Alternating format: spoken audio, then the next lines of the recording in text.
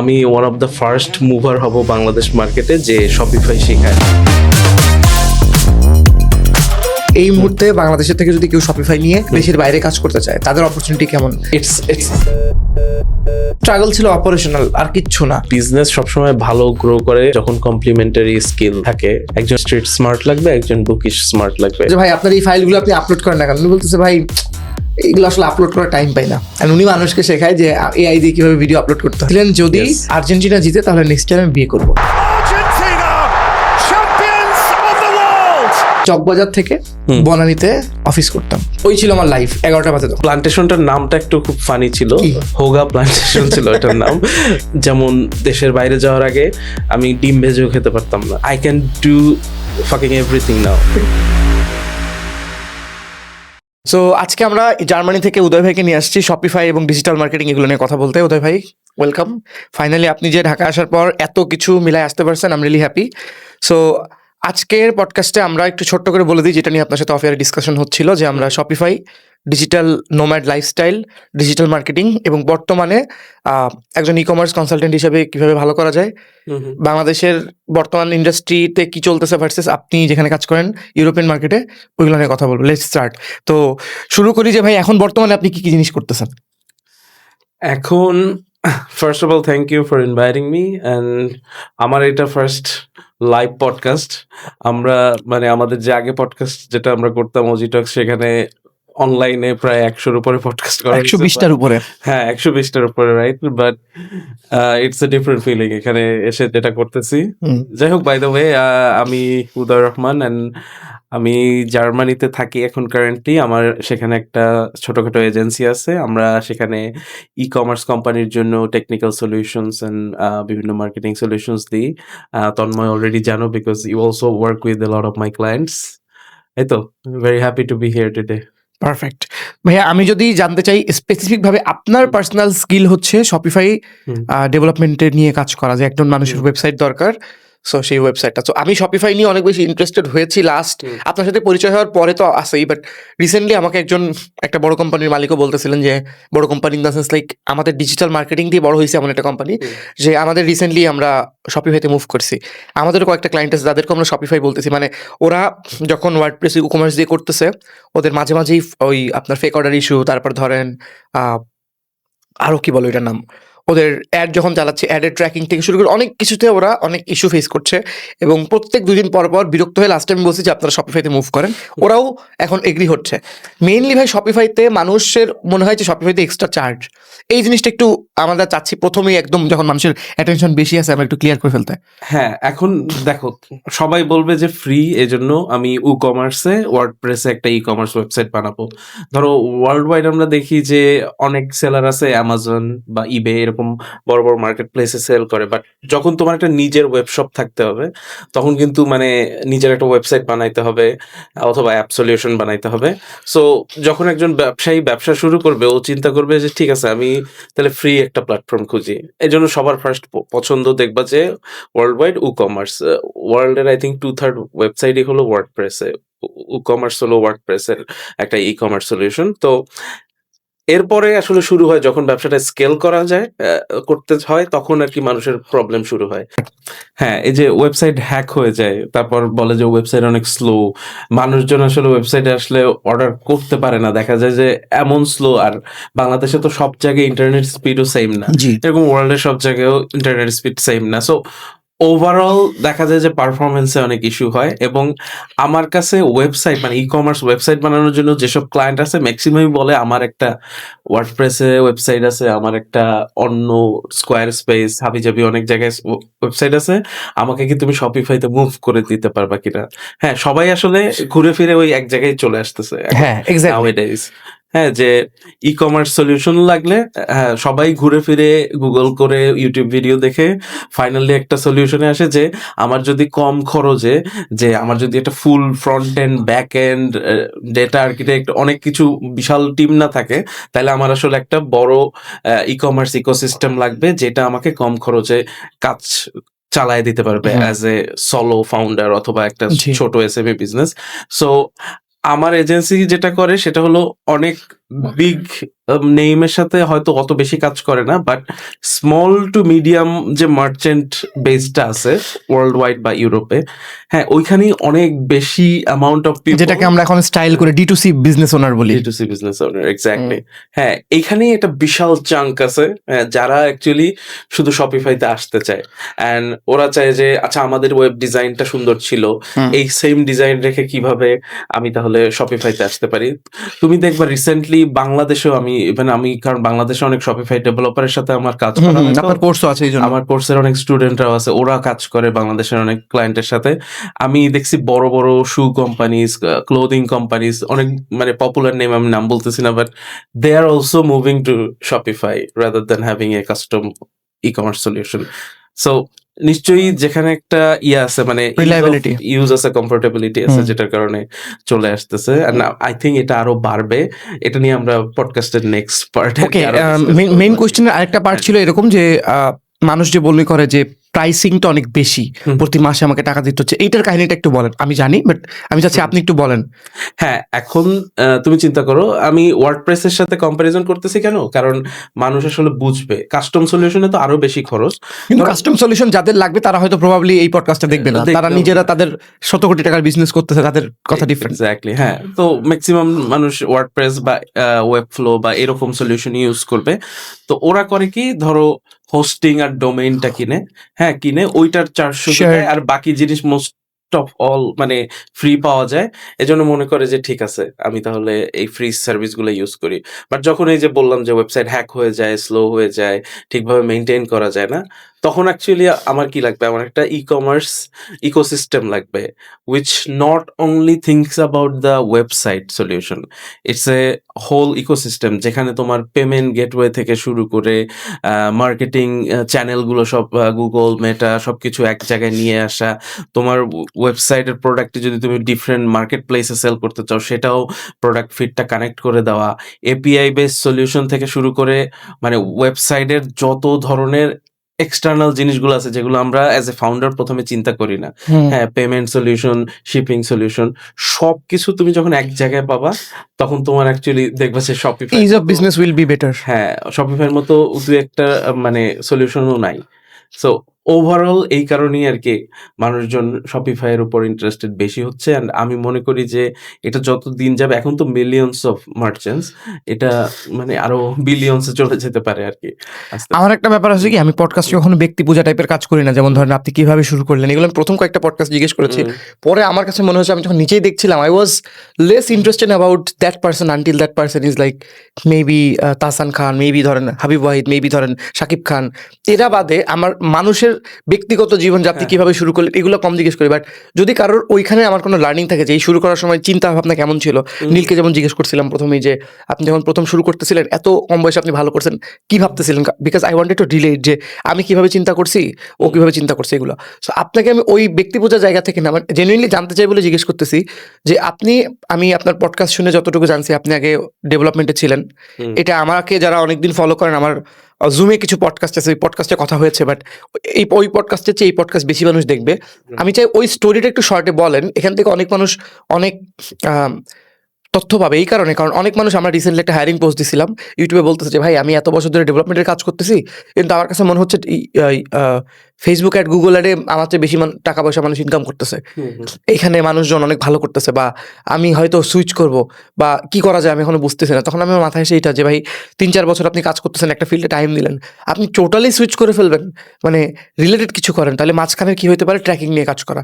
Tracking এর একটা project হয়তো $400-500 মানুষ চার্জ করে, যে ওয়েবসাইটের সাথে কানেক্ট করেন, একদম ডিপ লেভেলের ট্র্যাকিং জানা।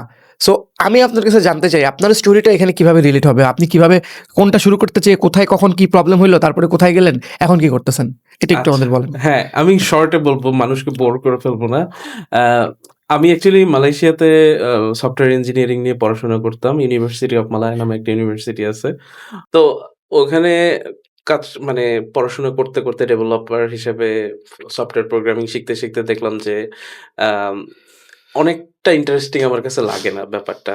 যে আমি সারা জীবন কোড করব, কোড করে সলিউশন বানাবো, সিস্টেম বানাবো, এগুলা অনেক বেশি আমাকে টানে না। সো এরপরে আমি একটা ই-কমার্স কোম্পানিতে ইন্টার্নশিপ করা শুরু করলাম।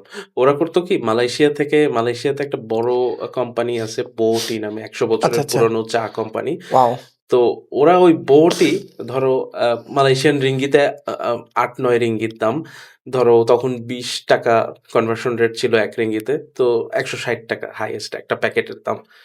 ওরা দেখতাম কি সেই ৮ রিঙ্গিতের চা ইউএস মার্কেটে পাঠায় $১০ $২০ এ সেল করত। তা আমি বললাম যে, "কিরে মানে হাউ ডাজ ইট ওয়ার্ক?" মানে তুমি একটা জিনিস ৳১৬০ য় কিনে তুমি প্রায় ৳২,০০০-৩,০০০ য় সেল করতেছো। তার মানে এবং প্রফিট মানুষ মার্জিন হ্যাপিলি নিচ্ছে। হিউজ। সো ওই মানে যে মালয়েশিয়ান চাইনিজ লোকটা এই ব্যবসাটা করতো, ও আমাকে বুঝাইলো যে, "তুমি আসলে আ তোমার বুঝতে হবে যে তোমার প্রোডাক্ট কোথায় কেমন ডিমান্ড। হ্যাঁ? এমন একটা ইয়েস। প্রোডাক্ট হ্যাঁ, তুমি এইখানে হয়তো খুবই সিম্পল জিনিস। ধরো টঙের দোকানের চা। হ্যাঁ, আমরা ৳১০ ৳২০ এখন হয়তো কিনতে পারি। জি। বাট এই চায়ের ডিমান্ডই হয়তো তুমি গরমেট টি বা চাইনিজ হার্বাল টি এইসব হাবিজাবি ব্র্যান্ডিং করে তুমি ইউএস মার্কেটে, ইউরোপ মার্কেটে তুমি এটা ৩ গুণ বেশি দামে ওদের যে কারেন্সি ওটাতে বেচতে পারো। হ্যাঁ, তখন থেকে আমার ই-কমার্সের প্রতি একটা ইন্টারেস্ট চলে আসছে। আমি বলছি মানে স্পেশালি ইন্টারন্যাশনাল লি যে ই-কমার্সটা হয় যে তুমি এক দেশে থেকে আরেক দেশে তুমি অ্যাকচুয়ালি ওই দেশের কারেন্সিতে অনেক বেশি হাই প্রফিট করতে পারো। তো উনি আমাকে একটা কথা বলছিল যে, "তোমার প্রোডাক্ট হইতে হবে সবসময় মানে ছোট সাইজের মানে যে তাহলে শিপিং কস্টটা কম হবে। হালকা চা তো অনেক ধরো চা টি ব্যাগ বা ওই টাইপের জিনিস তো অনেক কম ওয়েট জি।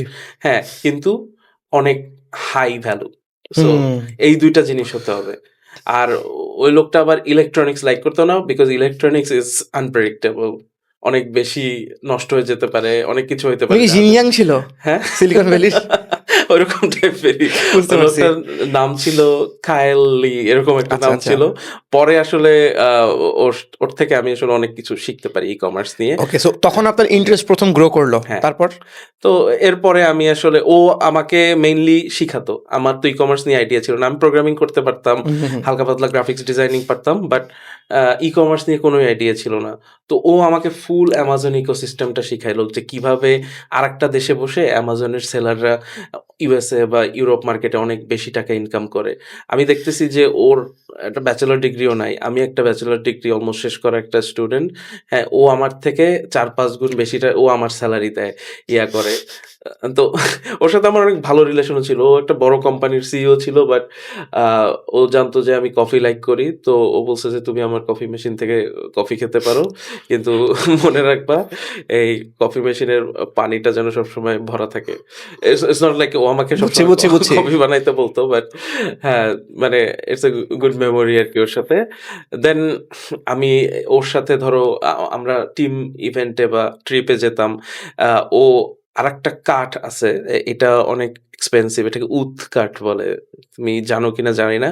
ওইটা থেকে খুবই expensive. It's even more expensive than gold. হ্যাঁ? পারফিউম এক্সপেনসিভ তৈরি করে? পারফিউম তৈরি হয়। ও! অনেক হিলিং মেডিসিন তৈরি হয়। তো ওর ফ্রেন্ডের একটা প্লান্টেশন ছিল। তো প্লান্টেশনটার নামটা একটু খুব ফানি ছিল। কি? হোগা প্লান্টেশন ছিল ওটার নাম। তো এটা তো ব্র্যান্ডও আছে নাম। হ্যাঁ। আমি দেখছি। তো একটা ফানি স্টোরি মানে জাস্ট একটু হালকা করে আরে বলেন, এনিথিং হ্যাঁ। ভাই। দেখছেন আমি এখানে খাইতেছিলাম। কোনো বিষয় না। আপনি বলেন। তো ওই হোগা প্লান্টেশনে ও আমাকে নিয়ে যায়। ও এখন বলতেছে কি, "আচ্ছা মুশফিক" আমার মানে ভালো নাম মুশফিক। তো বলতেছে যে, "আচ্ছা এই হোগা টিটা এটা কি আমরা বাংলাদেশে ব্র্যান্ডিং মানে সেল করতে পারবো কিনা?" তো আমি ওকে কিভাবে বুঝাবো? আবার আমার কলিগ যারা ছিল আমার বয়সী, ওদেরকে আমি বলছিলাম যে বাংলায় এটার মিনিং কি? তো ও যতবারই ওই কোম্পানির মালিকের সামনে আমাকে এটার নামটা বলতেছিল, সবাই হেসে দিছে। সবাই হেসে দিচ্ছিল। তারপরে তো মানে ওই মালিকটা জিজ্ঞেস করতেছে, "আচ্ছা তোমরা হাসতেছো কেন?" তো one of the interns বলে দিছে যে ও That বলছে means that. ওদের ল্যাঙ্গুয়েজে এটা। তো ও হাসছে আমাদের সামনে but I saw the disappointment in his eyes মানে আমার বাপ-দাদার ঐতিহ্য উড কাঠের প্লান্টেশনের নাম নিয়ে তোরা হাসাহাসি করতেছিস। So it was very funny আরকি। না, না আসলেই বাট খুবই ফানি। আমি আর ওরাও নাম চেঞ্জ করতে ইচ্ছুক ছিল না যে বাংলাদেশের মার্কেটে ওরা এই নামেই হবে। বাট বাংলাদেশের মার্কেটে কিন্তু এরকম ফানি নেম ছিল। তুমি দেখছো কিনা ছোটবেলায় একটা সাবান দেখতাম পচা সাবান। পচা সাবান, ইয়েস। হ্যাঁ, সো বাট ওটা সবাই ইউজ করতো। মানে হ্যাঁ, হ্যাঁ। তখন আমি যেকোনো বিয়ে বাড়িতে গেলেই দেখতাম ওই সাবান থাকতো, একটা থাকতো কসকো, কসকো, ইয়েস। এই ২ টা সাবান থাকতো। হ্যাঁ, তো মেবি এই নেগেটিভ নামটাও হ্যাঁ ভাই, ভাইরাল হয়ে যেত। ভাইরাল হয়েছে। অনেক ইনফ্লুয়েন্সার আমি দেখতে পারতেছি আজকে ফাইনালি আপনাদের সামনে আমি হোগাটি খাবো, এই যে ভাই একদিনে ভাইরাল। আপনি এখনো দেখেন, আমি নিজে কাজ করবো, পার্টনারশিপ 2% আমার। আচ্ছা, সিরিয়াসলি আপনি আনেন, এখনো কথা বলেন। জানি না সিইও আমার উপরে এখনো খেপা কিনা, বাট যদি আপনি বলেন we got a very good agency who wants to work with you as a partner, next leaders করে ফেলেন। নাইস। আচ্ছা, নাইস, মাথায় এটা খুব থাকবে ভালো। এটা। মানে নেগেটিভ ব্র্যান্ডিং না, মানে ওদের ল্যাঙ্গুয়েজে ডিফারেন্ট, তো মানুষ বুঝবে। হ্যাঁ, হ্যাঁ, সেটাই Okay. আসলে এরকম তো হইতেই পারে। আচ্ছা, যাই হোক, তারপরে আসলে ফাস্ট ফরওয়ার্ড আমি এরপরে ওইখানে ইন্টার্নশিপ শেষ করে ফেলি, পাস করি। এরপর আমি আরেকটা ই-কমার্স কোম্পানিতে জয়েন করি, ওটাও কোয়ালা আজকে টাইটেল দিব হোগাটি এবং ই কমার্সের। ই-কমার্স। হ্যাঁ, আচ্ছা, যাই হোক, এরপরে ওই যে ক্লায়েন্ট ছিল ওরও ওয়ার্ডপ্রেসে ওয়েবসাইট ছিল। সবারই এক কাহিনী, ওয়ার্ডপ্রেসে হ্যাঁ, ওয়েবসাইট থাকে। আমার নিজেরও আছে এখন, হ্যাঁ, কিন্তু আমারটা তো ডিফারেন্ট। বাট তোমার তো প্রোডাক্ট সেল করো না, সো হ্যাঁ। It's not problem. ও আমাকে বলে যে আচ্ছা, তুমি আমাকে একটা জিনিস দেখো, মানে কাস্টম ওয়েবসাইটও বানাইতে পারো, কিন্তু ওই জন্য তো আমার front end developer, back end developer অনেক মেইনটেনেন্স লাগবে। ওইগুলো বুঝতো তাই তো? হ্যাঁ, ও বুঝতো। আচ্ছা আচ্ছা। হ্যাঁ, তো Chinese people are really smart. মানে মালয়েশিয়াতেও একটা বড় পপুলেশন চাইনিজ, এবং আমি ওদের সাথে আমার বিজনেসের মানে বা ধরো ক্যারিয়ারের স্টার্টটা করার কারণে আমি অনেক কিছু আসলে নিজে থেকে শিখছি। এবং দ্যাট উইমেন যে আমাকে ফার্স্ট এই সলিউশনটা দেখতে বলতেছিল, উনি আমাকে শপিফাইয়ের কথা বলে। শপিফাই এটা কত সালে ভাইয়া? এটা 2018 সালে। 18 সালে। একটা মাঝখানে জিনিস বলি, একটু পরে আমাদের এই স্টুডিওতে আরেকজন আসবে। আচ্ছা, উনি হচ্ছেন, আমি ঢাকা আসি, আমার সঙ্গে দেখা করতে আসতেছে। হ্যাঁ, উনি চায়না চলে যাবে আর কদিন পর। উনি বাংলাদেশী, চায়নাতে থাকে। আচ্ছা, উনি প্রোডাক্ট এক্সপোর্ট ইম্পোর্টের কাজ করে, নাম বলবো না অন ইয়ারে, বাট উনি একটু পরে আসবে। সো উনি চায়না থেকে আপনি যে কথাগুলো বলতেছেন না, হ্যাঁ, 100% বলে, আমাকে বলে যে ভাই আমি চায়না যাওয়ার আগে আমার দুনিয়া অন্যরকম ছিল। ওখানকার মানুষ যে কি এফিসিয়েন্ট ভাবে চিন্তা করে অ্যান্ড সব জায়গায় বিজনেস খোঁজে। লাইক একটা ওই স্টুডিওর বাইরে যে ক্যাফে থেকে জিনিসটা কিনে এনে ধরেন স্টুডিওতে আমরা যেহেতু একটা কনভারসেশন, এখানে একটা এক্সট্রা টাচ দিয়ে বিক্রি করবে, এগুলো তিনি বলে। সো আপনি বললেন, এই জন্য মাঝখানে বললাম যে Interesting, there is someone who is coming. ওকে আচ্ছা, বলেন আচ্ছা, তারপর। নাইস। ওকে, তো ওর ওইখানে ও আমাকে বলে কি, এই যে এরকম কয়েকটা সলিউশন আছে, শপিফাই, বিগ কমার্স, আরো কি যেন ছিল তখন। বলছে তুমি একটু রিসার্চ করে আমাকে বলো যে কোনটা অ্যাকচুয়ালি মোর আমাদের জন্য বেটার সুইটেবল হবে। For our brand. হ্যাঁ, ও হলো নেসলে থেকে বেবি ফুড এনে সেল করতো আর কি। হ্যাঁ, ও নেসলের সোল ডিস্ট্রিবিউটর ছিল পুরো সাউথ ইস্ট এশিয়ান রিজিয়নে, সিঙ্গাপুর, মালয়েশিয়া, ফিলিপাইন্স, অনেকগুলো দেশে।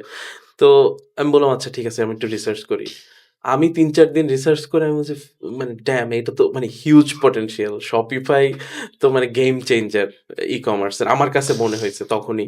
তখন এত বেশি ফিচার ছিলও না। জি, হ্যাঁ, বাট আই ফেল্ট লাইক যে ওরা যেভাবে সলিউশনগুলো রেডি করছে, এটা যদি স্কেল আপ করতে পারে, it would be something of a very big deal. And কয়েক বছর পর আসলে শপিফাই এখন $1 ট্রিলিয়ন কোম্পানি। সো হ্যাঁ, এমন মানুষ আমাকে শপিফাইয়ের কথা বলছে যারা মেসেজ ক্যাম্পেইন চালায়, যাদের একটা ওয়েবসাইটও নাই, তারা এখন শপিফাই নিয়ে পড়াশোনা করতেছে। শপিফাই নিয়ে পড়াশোনা করতেছে।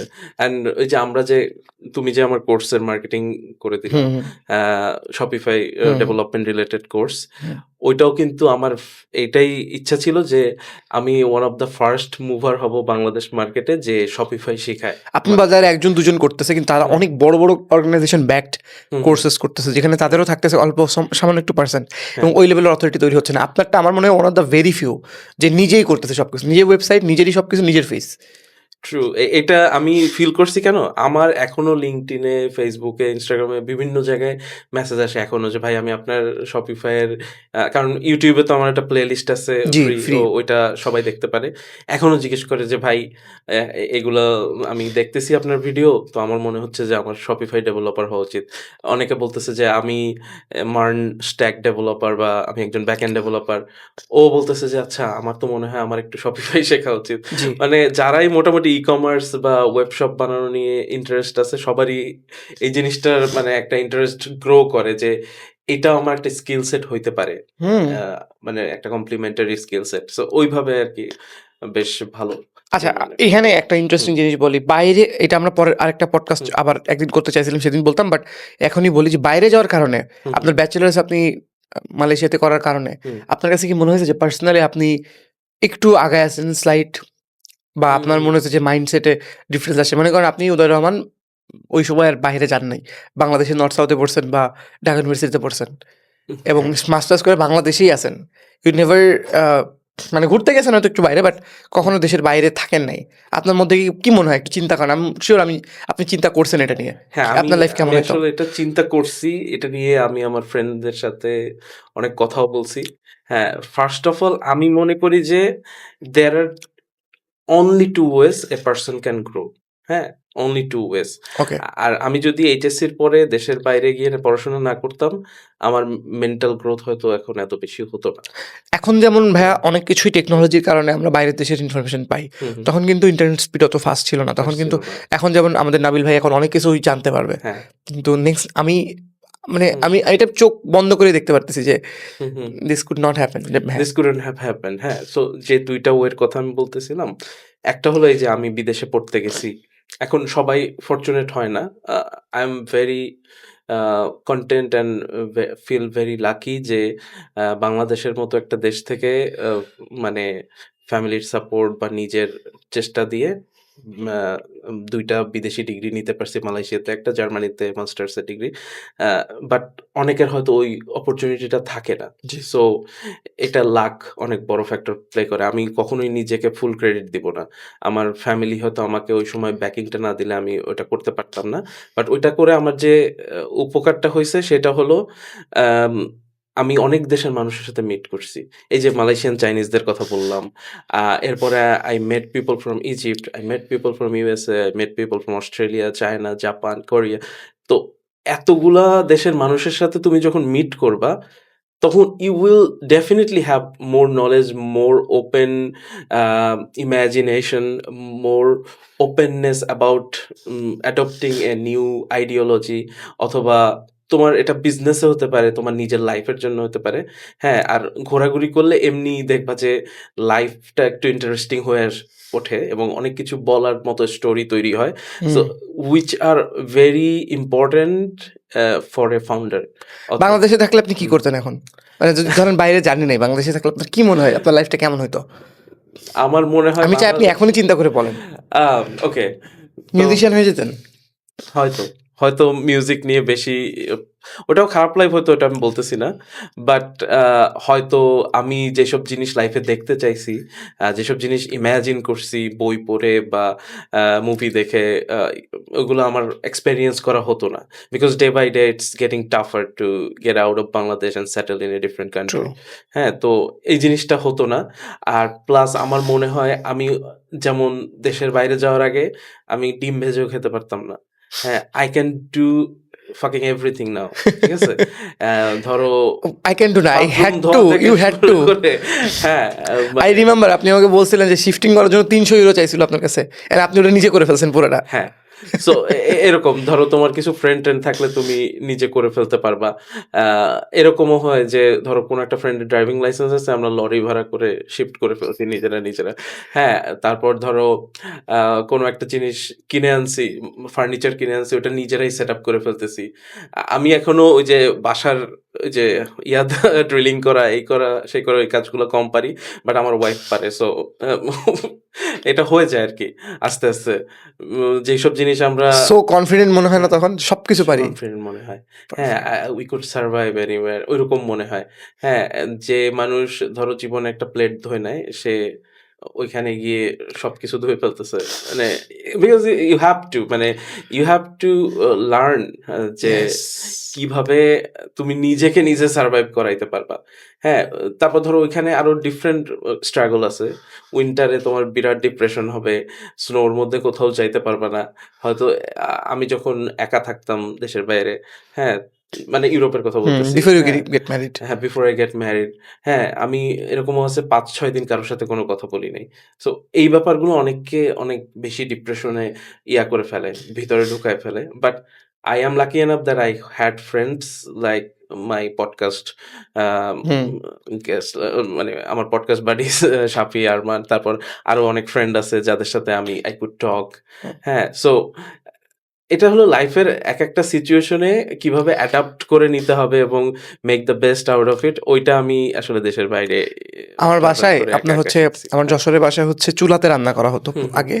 তো কাঠের চলা বলে ওগুলাকে, কাঠ দিয়ে রান্না করা হতো। হুম, হুম। তো আমার জীবনে কখনো আমি মানে লাগে নাই। আমি পরে ইভেন যখন ফ্ল্যাটেও মুভ করি তখনও আমার মা হচ্ছে তার একটা হুম, বিলিফ এরকম ছিল যে গরম ভাত রান্না করতে হবে বারবার। হুম, সো রাইস কুকার আমাদের বাসায় কখনো ইচ্ছা করে আসে নাই। হুম, হুম, সো আমি যখন ঢাকাতে ১ম গেলাম, ১ম আসছিলাম চাকরি করতে, তখন আমি একটা বাসায় থাকতাম। ওখানে আমাকে রাইস কুকার অন করতে দিছিল। মানে সে মানে কাজ ভাগ করে নিছে। সে তরকারি রান্না করবে, আমি করছি রাইস কুকার। আমার মনে আছে সে আমাকে অপমান করছিল ওইদিন যে রাইস কুকার আমি পারি না কেন? আমি জীবনে ইউজ করি নাই সিরিয়াসলি। হুম, সো সেখান থেকে তারপর যখন লাস্ট আমি সব রান্না-বান্নাই করতাম। হুম, ২৩ সালের কথা বলতেছি এটা। ২৩ সালে রান্না-বান্নাও করতাম। একদিন আমি রান্না করতাম, একদিন আমাকে ওই সময় আবার আরেকজন ছিল। ওই ফ্ল্যাটমেট আরেকজন ছিল।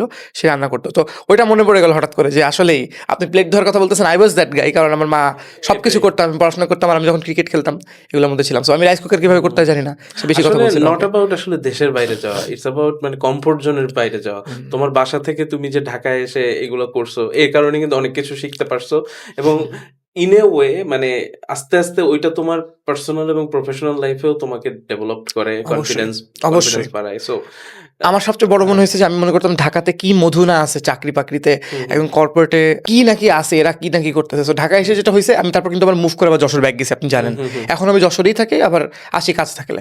তো আমার মনে হতো যে এরা মনে হয় অনেক বেশি ডেভেলপড, মানে অনেক উপরে আছে। বাট আমি এসে যখন এদের সাথে কাজ করে দেখছি না, মানি ওয়াইজ অ্যান্ড ডিফারেন্ট ওয়াইজ মানে মাইন্ডসেট ওয়াইজ হয়তো একটু উপরে আছে বাট অ্যাকচুয়াল স্কিল ওয়াইজ হয়তো না। এখনো দেখা যাচ্ছে যে জিনিসটা ধরেন চাইনিজরা ইউএসএতে যেয়ে বা ইন্ডিয়ানরা ইউএসএতে যেয়ে করতেছে। সেটাই। এইটা আসলে মানে ওভারঅল সব জায়গায় এরকমই, হ্যাঁ? যেমন ওই যে একটা পডকাস্ট আছে 'my first million' hmm. Business podcast, ওটা আমার অনেক ভাল লাগে। তো ওইটাতে একদিন বলতেছিল মানে one of the host Sam Parr I think ওর নাম। তো ও বলতেছিল যে ও একটা বিলিয়নিয়ারদের একটা কনভোকেশন বা কিছু একটা কনভেনশনে গিয়েছিল। সো ওই রুমটা ভর্তি সব বিলিয়নিয়াররা ছিল। ওরা বিভিন্ন আইডিয়া শেয়ার করতেছিল। একটা পার্টির মতো ছিল, আবার স্পিচও দিচ্ছিল। তো ওর হঠাৎ করে মানে ওর রিয়ালাইজেশন আসছে, ও নিজেও একজন মিলিয়নিয়ার, বাট বিলিয়নিয়ার হইতে হলে তো ১,০০০ million yes, it's a huge money. Huge মানি হ্যাঁ। অনেক সময় মিলিয়নের বিলিয়নের আমরা মনে করি যে খুব কম না, না ডিফারেন্স। ১০০ না ১,০০০। ১,০০০ মিলিয়ন। সো আম ওইটা ও দেখতেছিল আচ্ছা এই বিলিয়নিয়ারদের বা ট্রিলিয়নিয়ারদের কি আছে?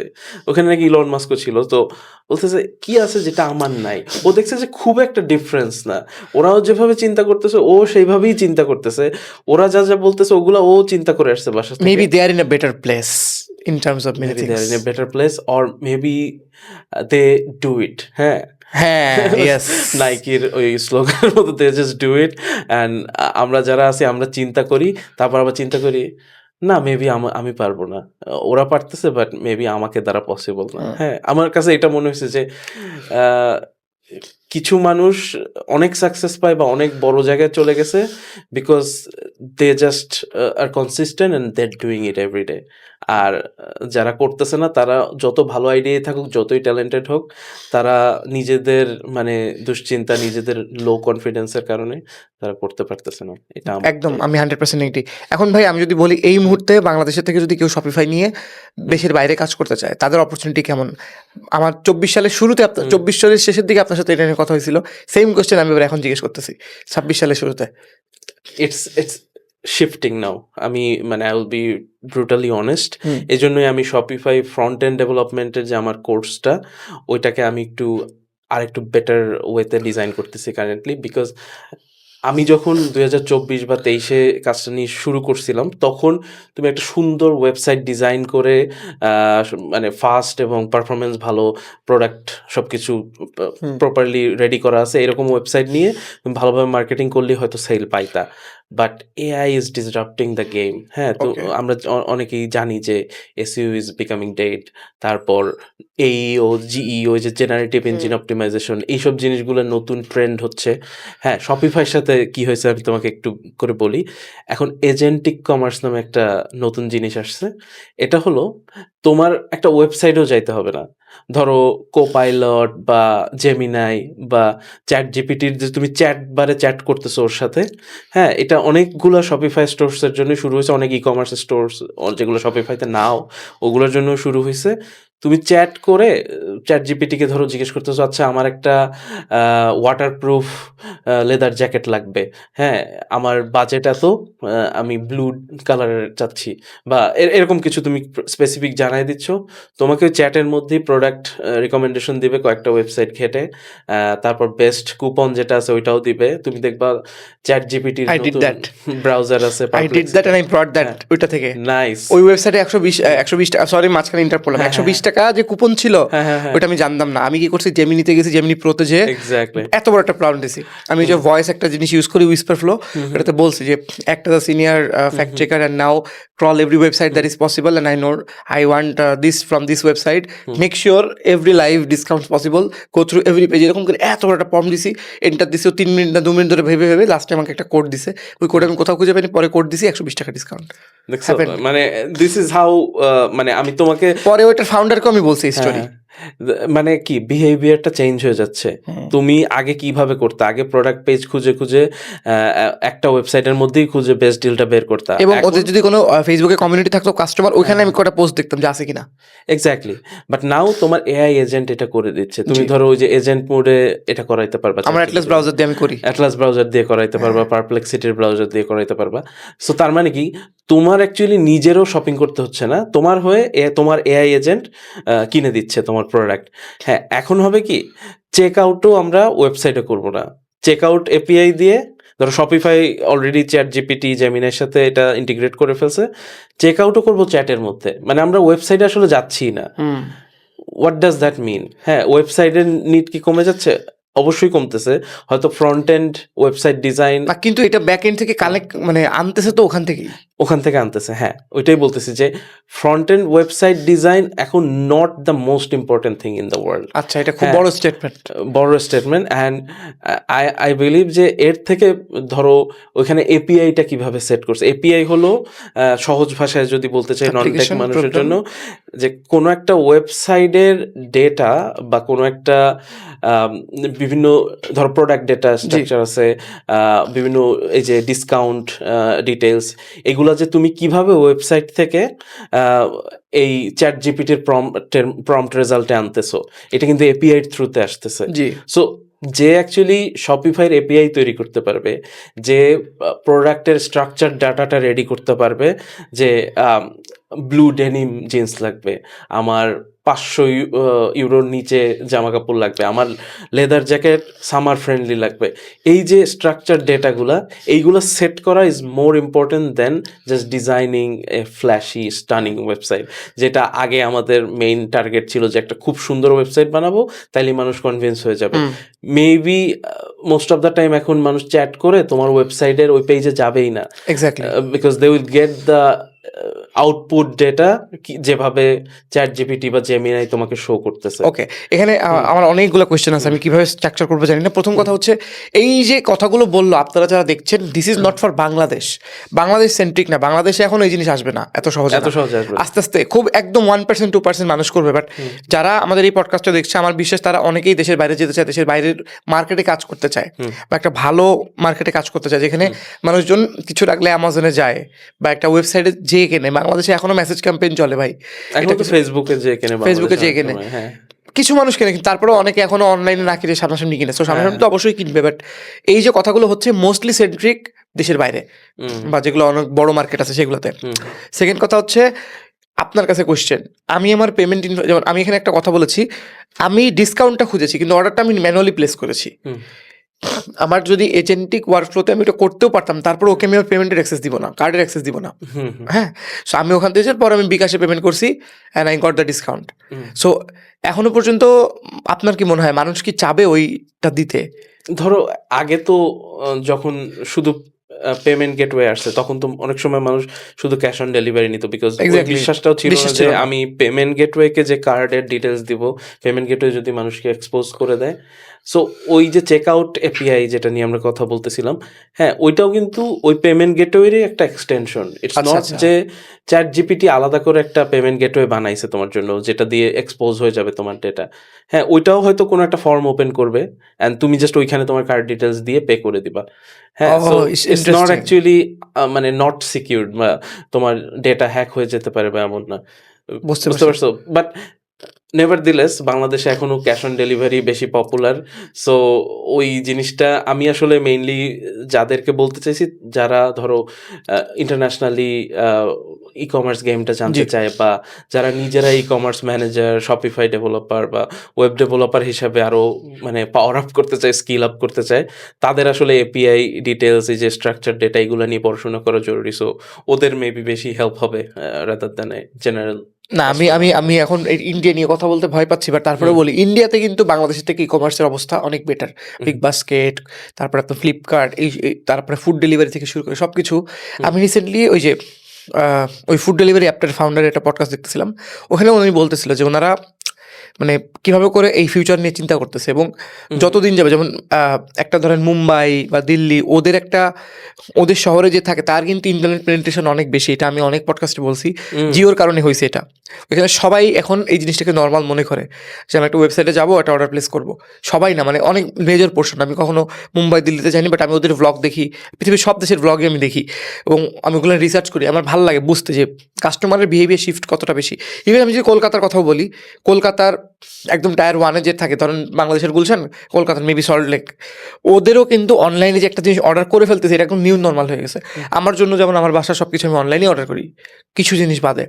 সো এই ক্ষেত্রে বাংলাদেশে আসবে না আমি সেটা বলতেছি না, বাট বাংলাদেশে আসবে, কিন্তু ওইটাতে বিজনেস হবে না। একজন শপিফাই ডেভেলপার, একটা বিজনেস ওনার, সে চাবে না যে আমার এই এপিআই দিয়ে আমি এমন সিস্টেম করি, কারণ সে ওইটা ওয়ার্থ হবে না। তার চেয়ে সে মেসেজ ক্যাম্পেইনে বা জাস্ট নর্মাল ওয়ার্ডপ্রেসে ক্যাম্পেইনে 20 টাকা খরচ করতে চাবে। এটা একটা বিষয়। তাহলে ফিউচারটা কেমন দেখা যাচ্ছে ভাই আসলে তাহলে আপনাদের ফিল্ডের? হ্যাঁ, তো এই ফিল্ডে আসলে আসলে জেনারেশনাল চেঞ্জ আসতে হবে। ঠিক আছে? ধরো দেশের বাইরে হয়তো মানুষ যেভাবে নতুন টেকনোলজি কুইকলি অ্যাডাপ্ট করে, আবার অনেক বড় একটা চাঙ্ক থাকে যারা কুইকলি অ্যাডাপ্ট করেও না। যেমন আমি কিছু ব্র্যান্ডের সাথে কাজ করছি, যারা বলে যে আমাদের কাস্টমার বেজই হলো 40+। হ্যাঁ, ওরা দেখা যাবে ওই ফেসবুক পেজে মেসেজ দিয়ে অর্ডার করবে, অথবা যারা একটু অ্যাডভান্স তারা ওই ওয়েবসাইটের চেক আউটেই অর্ডার করবে। ওই টকিং অ্যাবাউট রাদার মানে মিলেনিয়ালস বা জেনজি, আমাদের যারা অ্যাকচুয়ালি মানে এখন এই যে নতুন টেকনোলজি নিয়ে ইন্টারেস্টেড। yeah. হ্যাঁ, সো একটা এজ গ্রুপ আছে যারা অ্যাকচুয়ালি অ্যাডাপ্ট করবেই না। হ্যাঁ, যেমন দেশের বাইরে ম্যাক্সিমাম মানে ইউরোপে আমি যেটা দেখছি ট্রেন্ড, জেনজিরা বা আমাদের এইজের যারা 30 হইছে মাত্র, এই টাইপের মানুষজন ফেসবুক তেমন ইউজ করেই না। বাট আমাদের দেশে কিন্তু এখনো Facebook is the biggest social media platform grow করার জন্য বা সবকিছু। তো ওরা কিন্তু মেইনলি ইনস্টাগ্রাম, স্ন্যাপচ্যাট, আরো টিকটক, এগুলো হাবিজাবি এগুলো ইউজ করে। তো আচ্ছা। ট্রেন্ড চেঞ্জ হচ্ছে।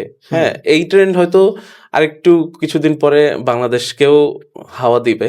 অবশ্যই। হ্যাঁ। আমার যে D2C বিজনেসের কথা বলেছিলাম যে আমাদের কোনো কিছু যখন শুরু হয় আমেরিকায় হয়, সেখান থেকে ইউরোপিয়ানতে যায়, তারপর ওখান থেকে ইন্ডিয়াতে আসে, তারপর আস্তে আস্তে বাংলাদেশে অ্যাডপ্ট করা শুরু করে। এমন খুব কমই হয় যে আমেরিকায় কালকে যেটা দেখতেছি $100 million start up, same start up বাংলাদেশে কেউ করতেছে, খুব কম হয়। ওকে, পয়েন্ট হচ্ছে আপনার এমন বর্তমান কোনো কেস স্টাডি আছে রিসেন্ট যেটা মনে করেন খুব ইন্টারেস্টিং লাগছে আপনার কাছে, আপনার কোনো ক্লায়েন্টের বা কিছু? আচ্ছা, চিন্তা করি। বেশ কিছু ইন্টারেস্টিং ক্লায়েন্ট আছে। হ্যাঁ, তুমি তো একটা দিয়ে জানোই, আমার ফ্রেন্ড যে লিওর কথা। হ্যাঁ, what he does is collect মানে স্টারবাকস মার্কস। হ্যাঁ, মানে স্টারবাকস তো ধরো ওই যে চেইন, একটা কফি চেইন। তো ইউরোপ বা ইউএসএ বা সারা দুনিয়াতেই ওদের ওই কোম্পানিতে আপনারও শেয়ার আছে, আপনি বলছিলেন। হ্যাঁ, ছোটখাটো শেয়ার আছে। তো বিভিন্ন সিটিতে গিয়ে গিয়ে ও করে কি, স্টারবাকসের কিছু ডিজাইনার মার্কস আছে, গুগল করলেই দেখবা মানে যারা কফি পছন্দ করে তারা, তাদের জন্য it's a big thing. It's a big thing. হ্যাঁ, সো অনেকে আছে ওই যেমন আছে না, মানুষজন কয়েন কালেক্ট করে, বুক ফার্স্ট এডিশন কালেক্ট করে, বিভিন্ন কালেক্টেবলস। হ্যাঁ হ্যাঁ, ওই রকম অনেকে বিভিন্ন সিটিতে গিয়ে গিয়ে স্টারবাকসের মার্ক কালেক্ট করে।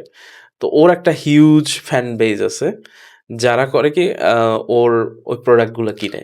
তো ও যখনই ধরো ও দুবাই থেকে একটা মাগ কিনে আনলো বা ও আমস্টারডাম থেকে একটা ডিজাইনার মাগ আনলো বা একটা ডিজনি স্পেশাল মাগ আনলো, হ্যাঁ? ওইগুলা ও ধরো 20 ইউরো 10 ইউরো দিয়ে কিনে, ওইটা যেহেতু রেয়ার মাগ ওইগুলো ওর ওয়েবসাইটে 35, 35, 40, 40 60, 70 এরকম ইউরোতেও সেল করে। তো এটা আমার কাছে খুব একটা ইউনিক ব্যবসা লাগছে এবং হি earns very well enough, I know. মানে এত ওয়েল এনাফ যে ওর একটা রেঞ্জ রোভার আছে, আমি কিছুদিন আগে চড়ছিলেন। দেখলাম, and he earns very good money, but অবিশ্বাস্য লাগে না মানে হাউ এত ইউনিক একটা জিনিস নিয়ে একটা ব্যবসা হতে পারে। সেটাই যে স্টারবাকস মাগ বেচে। বাই দ্য ওয়ে, ও সব মার্কেটিং আমি করতেছি। হ্যাঁ, অবশ্যই তন্ময় কিন্তু ওর মার্কেটিং এর সব দায়িত্ব নিছে। So and he told me যে it's going better than before, so এটাও Okay. গুড জিনিস। হ্যাঁ, রেঞ্জ রোভার বাংলাদেশে, আচ্ছা যাই হোক, হ্যাঁ পরে কথা বলবো। অবশ্য ও জার্মানি থেকে কিনছে, সো ওইটা বাংলাদেশের তুলনায় অনেক কম দাম। কিন্তু আমরা তো বাঙালি, আমাদের মাথায় তো বাংলাদেশ আমাদের আসবে। মাথায় তো আর রেঞ্জ রোভার বাংলাদেশে মন্ত্রী মিনিস্টার টাইপের লোকরা বেশি ইউজ করে। It's a না, big আমি thing. জাস্ট মানে ও আমাকে বলতেছিল যে this business paid for this কার, মানে ও এভাবে বলতেছিল। সো এই জন্য আমার কাছে খুব ইউনিক লাগছে ব্যাপারটা। And he doesn't do anything else, তাই না? ও কিন্তু ওইটা নিজে ডেলিভারি করে বেশিরভাগ সময়। হ্যাঁ, এখন আর করে না, ওর এখন ড্রাইভার আছে।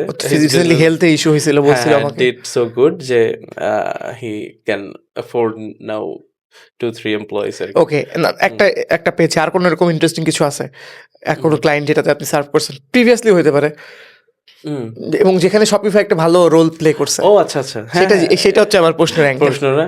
আচ্ছা, না আমি কিন্তু জার্মানির এই যে ইউনিলিভার যে শপটা ওইটাতেও কাজ করছি।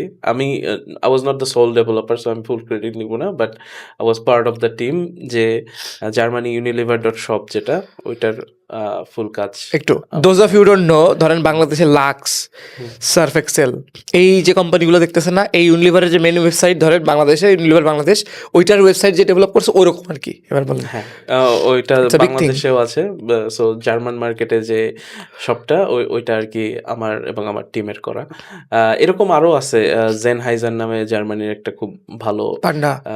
না, এটা হলো হেডফোনস বেচে ওরা, ধরো বোসের হেডফোন ওই টাইপের আর কি।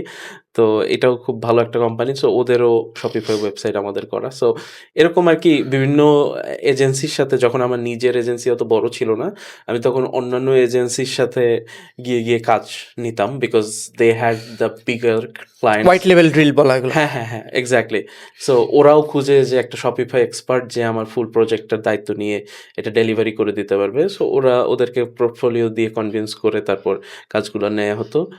বাট নাও ইট ইজ, তুমি তো জানোই আমরা নিজেরাই পুশ করার ট্রাই করতেছি যে আমরা হোয়াইট লেভেল ডিল না করে we have enough experience now to close deals. তো ভাই, এই যে যাদেরকে আপনি রিচ আউট করতেন হোয়াইট লেভেল ডিলগুলোর জন্য, এদেরকে রিচ আউট করার আপনার বেস্ট ওয়ে কি ছিল? আপনি কি তখন ওই যে আপনার ফাইবার অ্যাকাউন্ট থেকে ওদেরকে মেসেজ পাঠাতেন? ফাইবারে হলো কি, তুমি মেসেজ পাঠাতে পারবে না কাউকে, তোমার প্রোফাইল পোর্টফোলিও দেখে অন্য কেউ ওকে, হোয়াট আই মেন্ট ইজ, ধরেন আপনার সাথে কেউ কাজ করেছে, তাকে চেষ্টা করতেন আপনি বাইরে আনার। হ্যাঁ হ্যাঁ হ্যাঁ, ওকে বাইরে আনার ট্রাই করতাম, অনেক সময় বাইরে চলেও আসতো। হ্যাঁ, আবার আরেকটা হলো লিঙ্কডইন এর থ্রুতে, যে আমার একটা পোর্টফোলিও ওয়েবসাইট আছে, এখনো আছে, uday3.com। তো ওইখানে আমার পোর্টফোলিও শো করে বা একটা লিঙ্ক পাঠায় বা সিপি পাঠায়, বলতাম যে I work with this much clients এবং I have this knowledge. Sales navigator দিয়ে নরমালি? হ্যাঁ, নর্মালি করতাম। তখন আর কি সেলস নেভিগেটর এখনো ইউজ করিনি। সো তখন আর কি অনেক মানুষের সাথে কানেকশন হতো, বা ফ্রেন্ড সার্কেলের মধ্যেও অনেককে বলতাম যে আমি এই সার্ভিস দিই, তো তোমরা কাউকে জানলে আমাকে জানায়ও। লিও ওয়াজ ওয়ান অফ দেম, যে আমার আর একটা ফ্রেন্ডের থ্রুতে ওর সাথে কল করছি, তারপর পাইছি। এখন ধরো আমরা যখন এজেন্সির কাজ করি, হ্যাঁ, তখন লিও মাঝে মাঝে ওর যারা ফ্রেন্ড সার্কেল আছে ওদেরকে বলে, বা ও হি ইজ ভেরি ওয়ার্ম। হ্যাঁ, ইজ ভেরি গুড। আমি আরেকটা ক্লায়েন্টের সাথে কাজ করি, ওরা প্রিমিয়াম বিফ সেল করে অনলাইনে, এবং ওদের প্যাকেজিং অসাধারণ, এবং আমি মনে করি বাংলাদেশে এরকম কিছু করা উচিত, যে প্রিমিয়াম বিফ কাট, স্টেক মিট বা বাংলাদেশে হচ্ছে অ্যাকচুয়ালি। হ্যাঁ, এগুলো কি ফ্রোজেন না হচ্ছে বাংলাদেশে। আমি এখন ওদের সাথে কানেক্টেড, তো নাম প্রমোট করা হয়ে যাবে। আচ্ছা। There are some companies other than Bengal Meat তারা চেষ্টা করতেছে, তারাও করতেছে। একদম খুবই নিশ। আচ্ছা, তাহলে তো অলরেডি Okay. আছে, গুড। আসলে বাংলাদেশে এখন সবই আছে। আমি এবার এসে আমার রিয়ালাইজেশন হলো যে আমি আগে এসে যখন দেখতাম যে অনেক কিছু নাই, অনেক সার্ভিস বা অনেক বাট এখন আমি আমার ভাই নাবিল আছে দেশে, ওর সাথে কথা বললেও যদি জিজ্ঞেস করে আচ্ছা বাংলাদেশে কি এটা আছে, এরকম বিজনেস কি আমরা যেমন একটা করতে দুটো পারি?" ইন্টারেস্টিং বলেন যেটা আপনি ভাবছিলেন বাংলাদেশে নাই। আমরা চিন্তা করতেছিলাম যে একটা সেকেন্ড হ্যান্ড ক্লোথ সেলিং এর প্ল্যাটফর্ম বানাইতে পারি। আছে? অলরেডি আছে। কি নাম কি আমি জানি না। নামটা ভুলে গেছি। এটা দিব আমি। হ্যাঁ, বাট আছে ফেসবুক পেজ Seriously? বা Oh.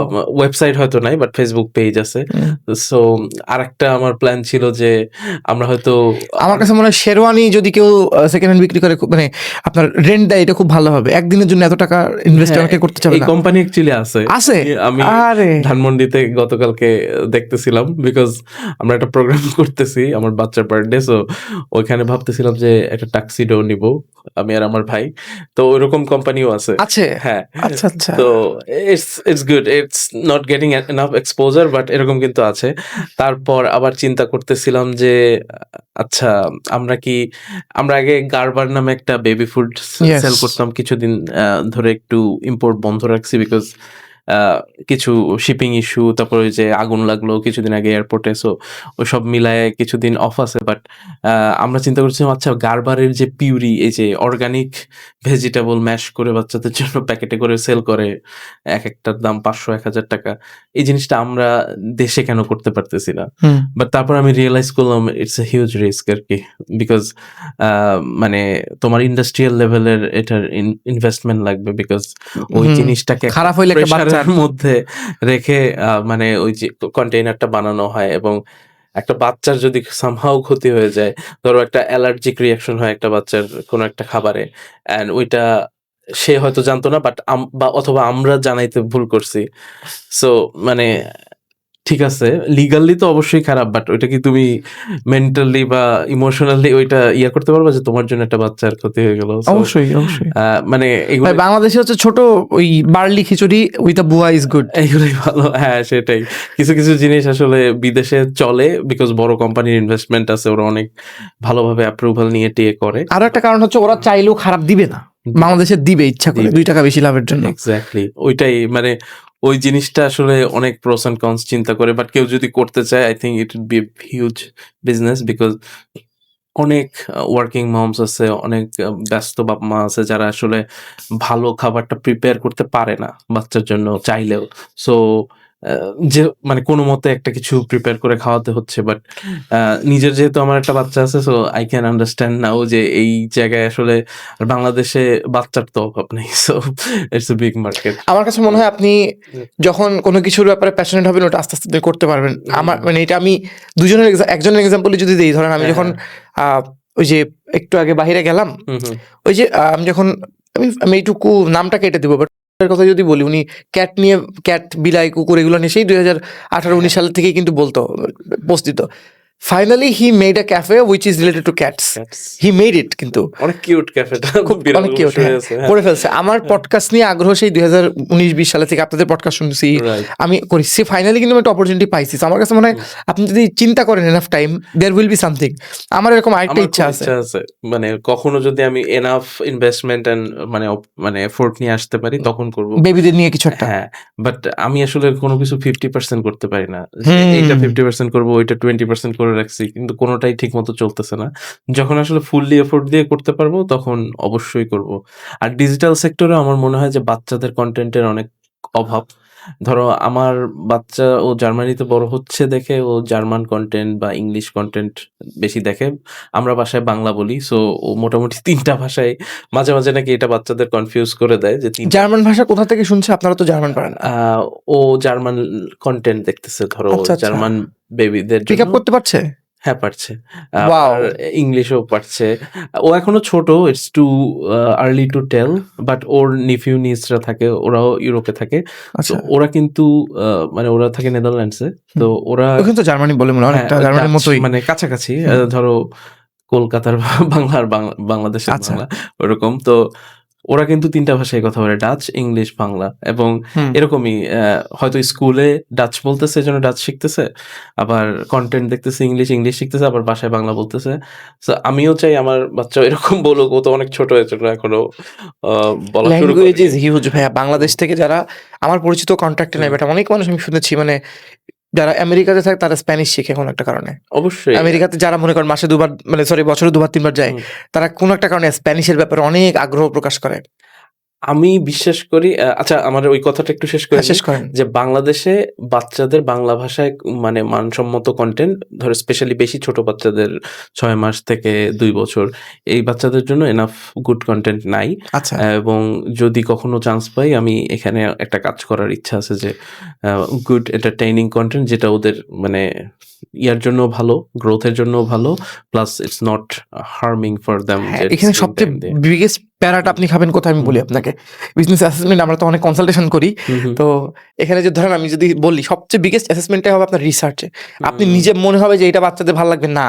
You need someone who is professional at early childhood development. Exactly. তার প্রপার গাইডেন্স নিয়ে কি টাইপের টোন থাকতে হবে, হুম, কেমন ভাবে দেখা যাবে, কোনটা দেখলে বাচ্চা ভয় পাবে বা বাচ্চার মধ্যে নেগেটিভ ইমপ্রেশন হবে। যেহেতু বাবু এখন কথা বলতে পারে না। সেটাই। সো এটা একটা খুবই যেমন বড় চ্যালেঞ্জ একটা হবে। কনটেন্ট আমার বাচ্চা দেখে মিস র্যাচেল নাম অনেক হুম, কনটেন্ট ক্রিয়েটর। তো হুম, মিস র্যাচেল হলো চাইল্ড মানে বাচ্চাদের স্পিচ থেরাপি এক্সপার্ট। সো হুম। যেসব বাচ্চাদের কথা বলতে সমস্যা হয়, ইয়া হয় বা অনেক বয়স হয়ে গেছে তারপরও কথা ইংলিশে বলতে বলে। পারতেছে না। ইউএস বেসড কনটেন্ট বানায় but world wide she is very popular এবং জি। আমার বাচ্চা মিস রেচেলকে দেখলে মনে করো যেখানে থাকবে ও খুঁজে বের করবে যে কোথায় ওর ভয়েস হচ্ছে। সো আমার মনে হয় যে বাংলাদেশেও এরকম ক্যারেক্টার আসা উচিত একটা বাংলা ভাষায়। হ্যাঁ, সো দ্যাট বাচ্চারা ওই লেভেলের মানে ইন্টারেস্ট নিয়ে ওকে দেখবে এবং ও যা ওয়ার্ড শিখাচ্ছে ওগুলো বলবে। ও মানে পটি ট্রেনিং থেকে শুরু করে ব্রাশ করো কিভাবে, কথা বলবা কিভাবে, কখন কোন জেস্টার দেখাতে হবে সবকিছুই দেয় এবং আমি দেখতেছি আমার বাচ্চা ওগুলো ঠিক শিখতেছে। করতেছে মানে ইটস ঠিক ওয়ার্কিং। করতেছে। হ্যাঁ, ইটস নট অনলি কার্টুন যে অনেক কোকোমেলন বিভিন্ন জিনিস ফ্ল্যাশি কার্টুন আছে না? ওইগুলা কিন্তু আসলে আ মানে নট গুড ফর বাচ্চা স্ক্রিন টাইম অনেক বেশি যে ট্রানজিশন হয়, কালার ফ্ল্যাশিং হয় এগুলা ADHD বা এই পরবর্তী হ্যাঁ, প্রবলেমের জন্য এক্সাক্টলি পরে সে খাইতে হ্যাঁ, চায় না। ও খাইতে খাওয়ার চায় জন্য না। ওইটা লাগবে। এটা ওইটা আমি দেখেছি। লাগবে। হ্যাঁ, সো ওইগুলা না দেখায় এরকম স্লো কনটেন্ট গান বাজনা করতেছে, একটু ভালো জিনিস শিখাচ্ছে, জেস্টার শিখাচ্ছে। এগুলা আরো বেটার আরকি আমার মতে। Very interesting. পরের টপিকে যাওয়ার আগে আমার একটা এরকম হুম, আগ্রহের হুম, জায়গা আমি বলি। আগ্রহের জায়গাতে আমি একটা কোম্পানির সাথে কানেক্টেড হুম, হুম, হয়েছিলাম অনেকদিন ধরে। কিন্তু খুব একটা বেশি কিছু করতে পারিনি। ওই কোম্পানির লাস্টে একজন মালিক দেশের বাইরে ছিল। হুম। আমি বলেছিলাম আপনাকে যে ওই যে HelloFresh থেকে অর্ডার করেছেন কখনো আপনি? HelloFresh, আমি নাম শুনছি। হ্যাঁ। HelloFresh জানি না জার্মানিতে আছে কিনা বা UK তে এটা বেশ হ্যাঁ। পপুলার। HelloFresh তারপরে Gobble দিস কোম্পানিস। রাইট। ওরা ওই যে আপনার মিল প্রেপ করে। এখন আমি মিল প্রেপ ওহ দরকার ইয়েস। নেই। বাট জিনিসটা হুম, হচ্ছে আমি বাংলাদেশে এমন একটা জায়গা চাই, ধরেন আমি যখন যশোর থেকে ঢাকাতে আসি, হুম, হুম, I want some companies এখন বলবেন যে অলরেডি গুলশানে এরকম একটা রেস্টুরেন্ট আছে। আমি জানি না ব্র্যান্ডিং করে আমার কাছে পৌঁছাতে পারি নাই। হুম, আমি কিন্তু ভালো টাকা দিয়েই অর্ডার করতে চাই। কিন্তু ধরেন একটা এরকম বোল থাকবে, হুম, খুবই ইহি মানে মজা করে প্যাকেজিং। ওইখানে একটা বেলার মিল থাকবে, মেবি সালাদ থাকবে। হুম, মেবি আপনার ব্রাউন রাইস, এপাশে একটু স্টেকের মতো চিকেন, এপাশে একটু সালাদ, একটা ডিম। হুম, হুম, মানে আমি চাচ্ছি খুবই মানে আমার কাছ থেকে টাকা বেশি নিক বাট অলিভ অয়েল দিয়ে ভালোভাবে একটা প্রিপেয়ার্ড করা আমি জানি যে ট্রাস্ট করতে পারবো। It could be a cloud kitchen. We write. Tried that. মানে আমি একটা কোম্পানির সাথে কাজ করতাম, ট্রাই করছিলাম এবং ইট ওয়াজ ওয়ার্কিং। আমরা বিকাশে, রেল স্টার অনেক জায়গায় হুম, রেগুলার হুম, সাপ্লাই দিতাম। বাট পরবর্তীতে সামহাউ এবং প্রফিট মার্জিনও ভালো ছিল। খুব কম ৳১-১৫০ আমরা বানাই ওটাকে ৳৪০০ পর্যন্ত বিক্রি করতাম and hmm, it was going well. But জিনিসটা হচ্ছে যে ওভারঅল অপারেশন ম্যানেজ করে একটা ইনভেস্টমেন্ট ছাড়া আমরা প্রফিটেবল হইতে পারতাম না। And right. That investment was difficult because the founder was living outside Bangladesh. হুম, হুম, অনেক কিছু ছিল, কমপ্লিকেশনস ছিল এবং ইন্টারনাল টিমের মধ্যেও আসলে ওইভাবে বন্ডিং ছিল। মানে overall the work culture was not good. So আমি যেটা বলতে চাচ্ছি, এরকম যদি একটা কিছু করা যেতে পারে আমার কাছে মনে হয় খুব ভালো হবে যে ভেরি শুধুমাত্র নিশ ইন্টারেস্টিং। একটা আইডিয়া যে বাংলাদেশের অনেক মানুষ বাইরে থাকে, যেমন সুপার হোস্টেল তৈরি হয়েছে। সুপার হোস্টেলের কোয়ালিটি কেমন জানি না, হুম, আমি হুম, থাকি নাই। বাট খাবারের ব্যাপারটা যে আমি খাওয়ার সময় যেন আমার গ্যাস না হয়। যেমন এখানে একটা রেস্টুরেন্ট আছে, নাম বলবো না, মহাখালীতে। হুম, ওইখানে আমাদের টেস্ট করার জন্য ১ম বার খেয়ে ওনার পেট খারাপ হইছে। হুম, হুম, সেকেন্ড আরেকবার এসে আমার যে কোম্পানি সিইও আহাদ ভাই উনারা আবার এসে আবার উনার সেম পেট খারাপ হইছে। সো এইটা একটা জিনিস, মানে এমন যদি কোনো কিছু করা যেতে পারতো, ধরেন আমি সারাদিন কাজ করি, আমি ঢাকাতে একটা ফ্ল্যাট নিছি অ্যাপার্টমেন্ট, বাট আমি এখন রান্না করতে পারবো না, কিন্তু আমি যদি চাই আমি 300 টাকা 350 টাকা 400 টাকা 500 টাকায় এক বেলার খাবার খেতে পারবো। স্টিল আমি আওয়ারলি একটা কনসালটেশনে 5,000 টাকা আর্ন করতেছি, আমার 600 টাকা একটা খাবার দিতে অসুবিধা নাই। So Right. এরকম একটা নিশ মার্কেটকেও কিন্তু ধরা যাবে এবং that person can make huge মানি। মানে 200 টাকা 250 টাকায় যদি ওভারঅল সেই ইকোনমি অফ স্কেল চিন্তা করে, মনে করেন আজকে 70টা অর্ডার আসলো, পার অর্ডারে ও যদি একজনের জন্য বানাতে চাইতো ওর খরচ হতো 300 টাকা, বেচতো 500 টাকায়। ও যদি পুরো সবার জন্য বানায় না, ওটা আপনার 100 টাকা খরচ হবে, 100 টাকায় বানায় 350 টাকা বিক্রি করবে। এবং এরকম একটা ইউনিক D2C বিজনেস বা এদেরকে নিয়ে কাজ করতে যে কোনো মানুষ ইন্টারেস্টেড হবে। আমাকে যদি এটা পিআর পাঠায় আমি অবশ্যই ওদেরকে রিভিউ দিব। সো এটা একটা আইডিয়া, যদি কেউ করেন প্লিজ করতে পারেন। হ্যাঁ, it's very interesting. এবং একটা idea- মনে হয় এটা অনেকে ইন্টারেস্টেড। এবং একটা আইডিয়া হবে যে আপনি সব নিউট্রিশনিস্ট বা যারা ডক্টর আছে তাদেরকে প্রোডাক্টটা পাঠায় তাদের সাথে কথা বলেন, এবং তাদের যারা ডায়েটিশিয়ানিস্ট যারা সাজেস্ট করে তাদেরকে বলেন যে ভাই আপনারা আপনাদের লোকজনকে সাজেস্ট করেন, যদি ওখান থেকে কোনো অর্ডার আসে তার কোড দিয়ে, তখন সে ওই হ্যাঁ, ধরো অনেকের তো ফিজিক্যাল প্রবলেমও আছে, হুম। Blood sugar, high blood pressure বা অনেক কোলেস্টেরলের সমস্যা। জি। ওরা এই হেলদি আমি দেখতেছি প্রোটিন শেক অনেকে শেয়ার করতেছে, বানাচ্ছে, কিন্তু Right. ফুড মানে প্রপার মেনু প্রেপ নিয়ে খুব কম মানুষ কাজ করতেছে। হ্যাঁ, এটা ট্রু। আমি ধরো এটার কমপ্লিমেন্টারি একটা মানে বিজনেস আমি দেখছি জার্মানিতে, কোম্পানিটার নাম হলো too good to go. Too good too nice name. Nice name না? হ্যাঁ। হ্যাঁ, তো ওরা করে কি, মানে ধরো অনেক খাবার দাবার তো নষ্ট হয় প্রতিদিন। জি।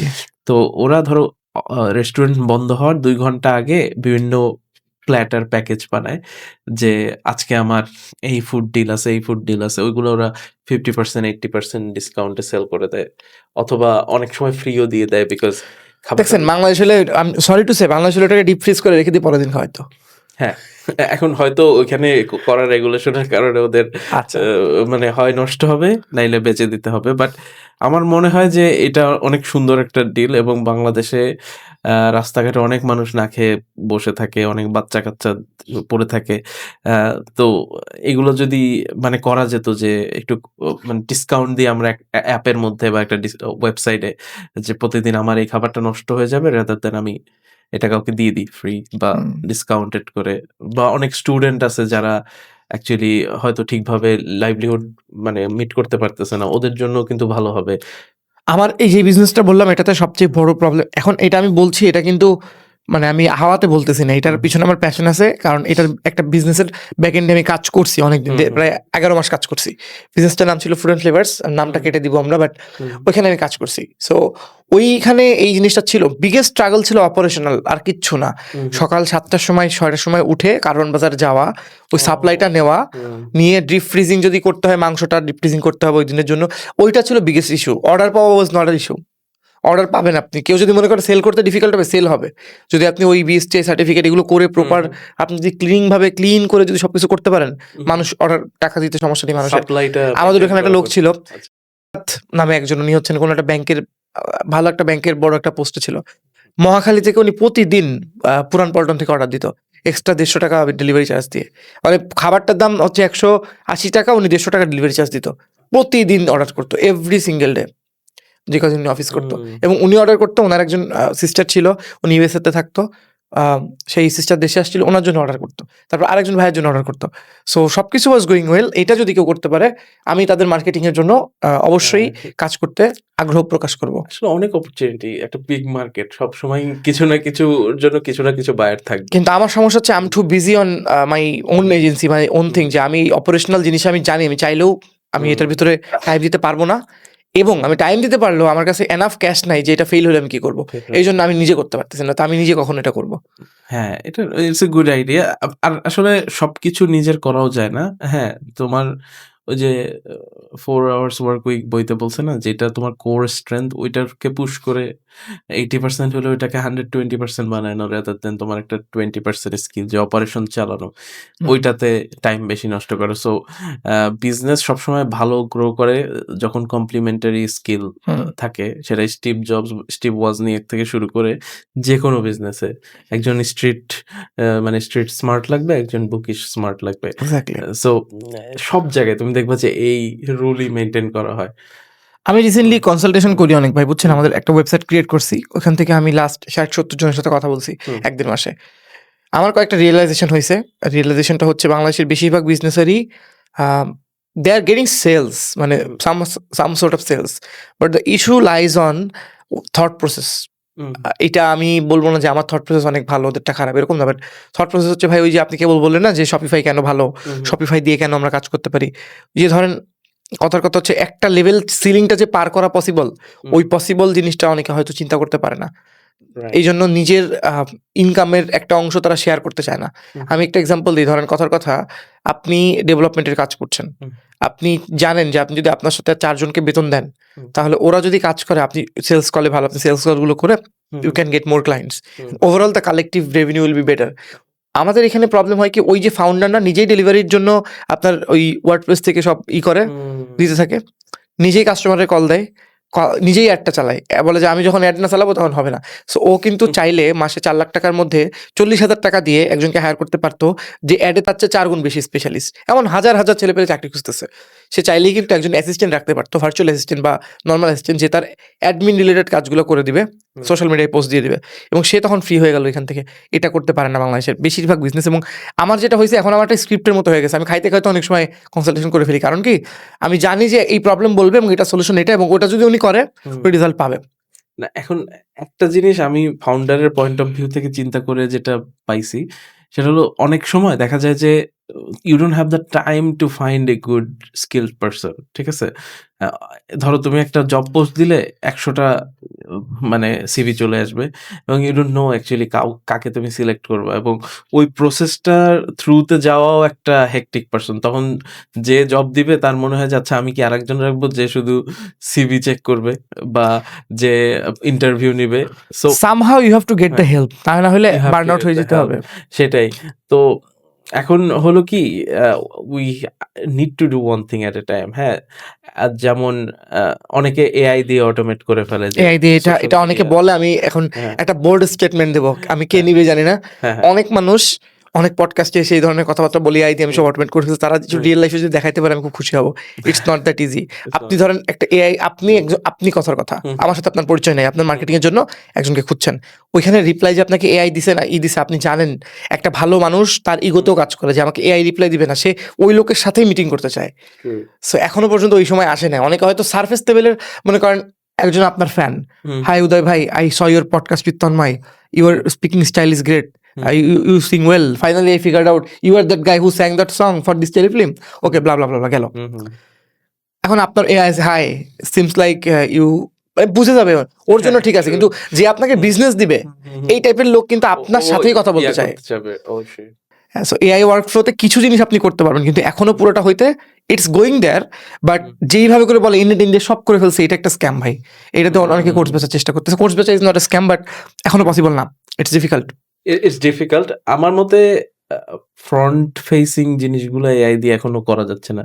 তুমি ধরো এআই দিয়ে একটা ভিডিও বানায় অ্যাড বানাইলে ম্যাক্সিমাম মানুষই বুঝবে, মানে আমি কিনবো না অ্যাটলিস্ট। হ্যাঁ, তুমি কিনবা না অ্যাটলিস্ট, বা তোমার মতো যারা একটু এআই হালকা পাতলা হলেও বুঝে বা তোমার থেকে কম বুঝে, ধরো মাত্র জাস্ট আইডেন্টিফাই করতে পারে এটা এআই কন্টেন্ট, এটা নন এআই কন্টেন্ট, হ্যাঁ, ওরা কিন্তু এটা কিনবে না। তারপর ধরো এটা ইমেইলের ক্ষেত্রেও সেম, রাইটিং স্টাইল দিয়ে ডিটেক্ট করা যায়।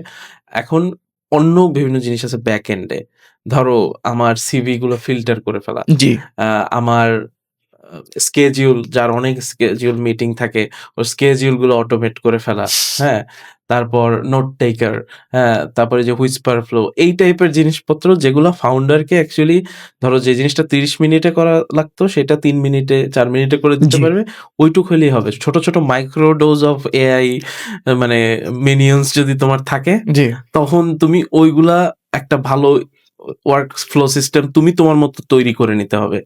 হ্যাঁ, এটা there is not one solution like Shopify. ওনারা একটা এআই কোম্পানি, তারা আমার কনসালটেশন নিছিল কোম্পানি, এবং তারা এআই দিয়ে তার টোটাল ওয়ার্ক ফ্লো এবং আপনার মেসেজ যদি আপনাকে ধরেন ইনবক্সে মেসেজ দিলে ওইটা ওই এআই বটই করবে।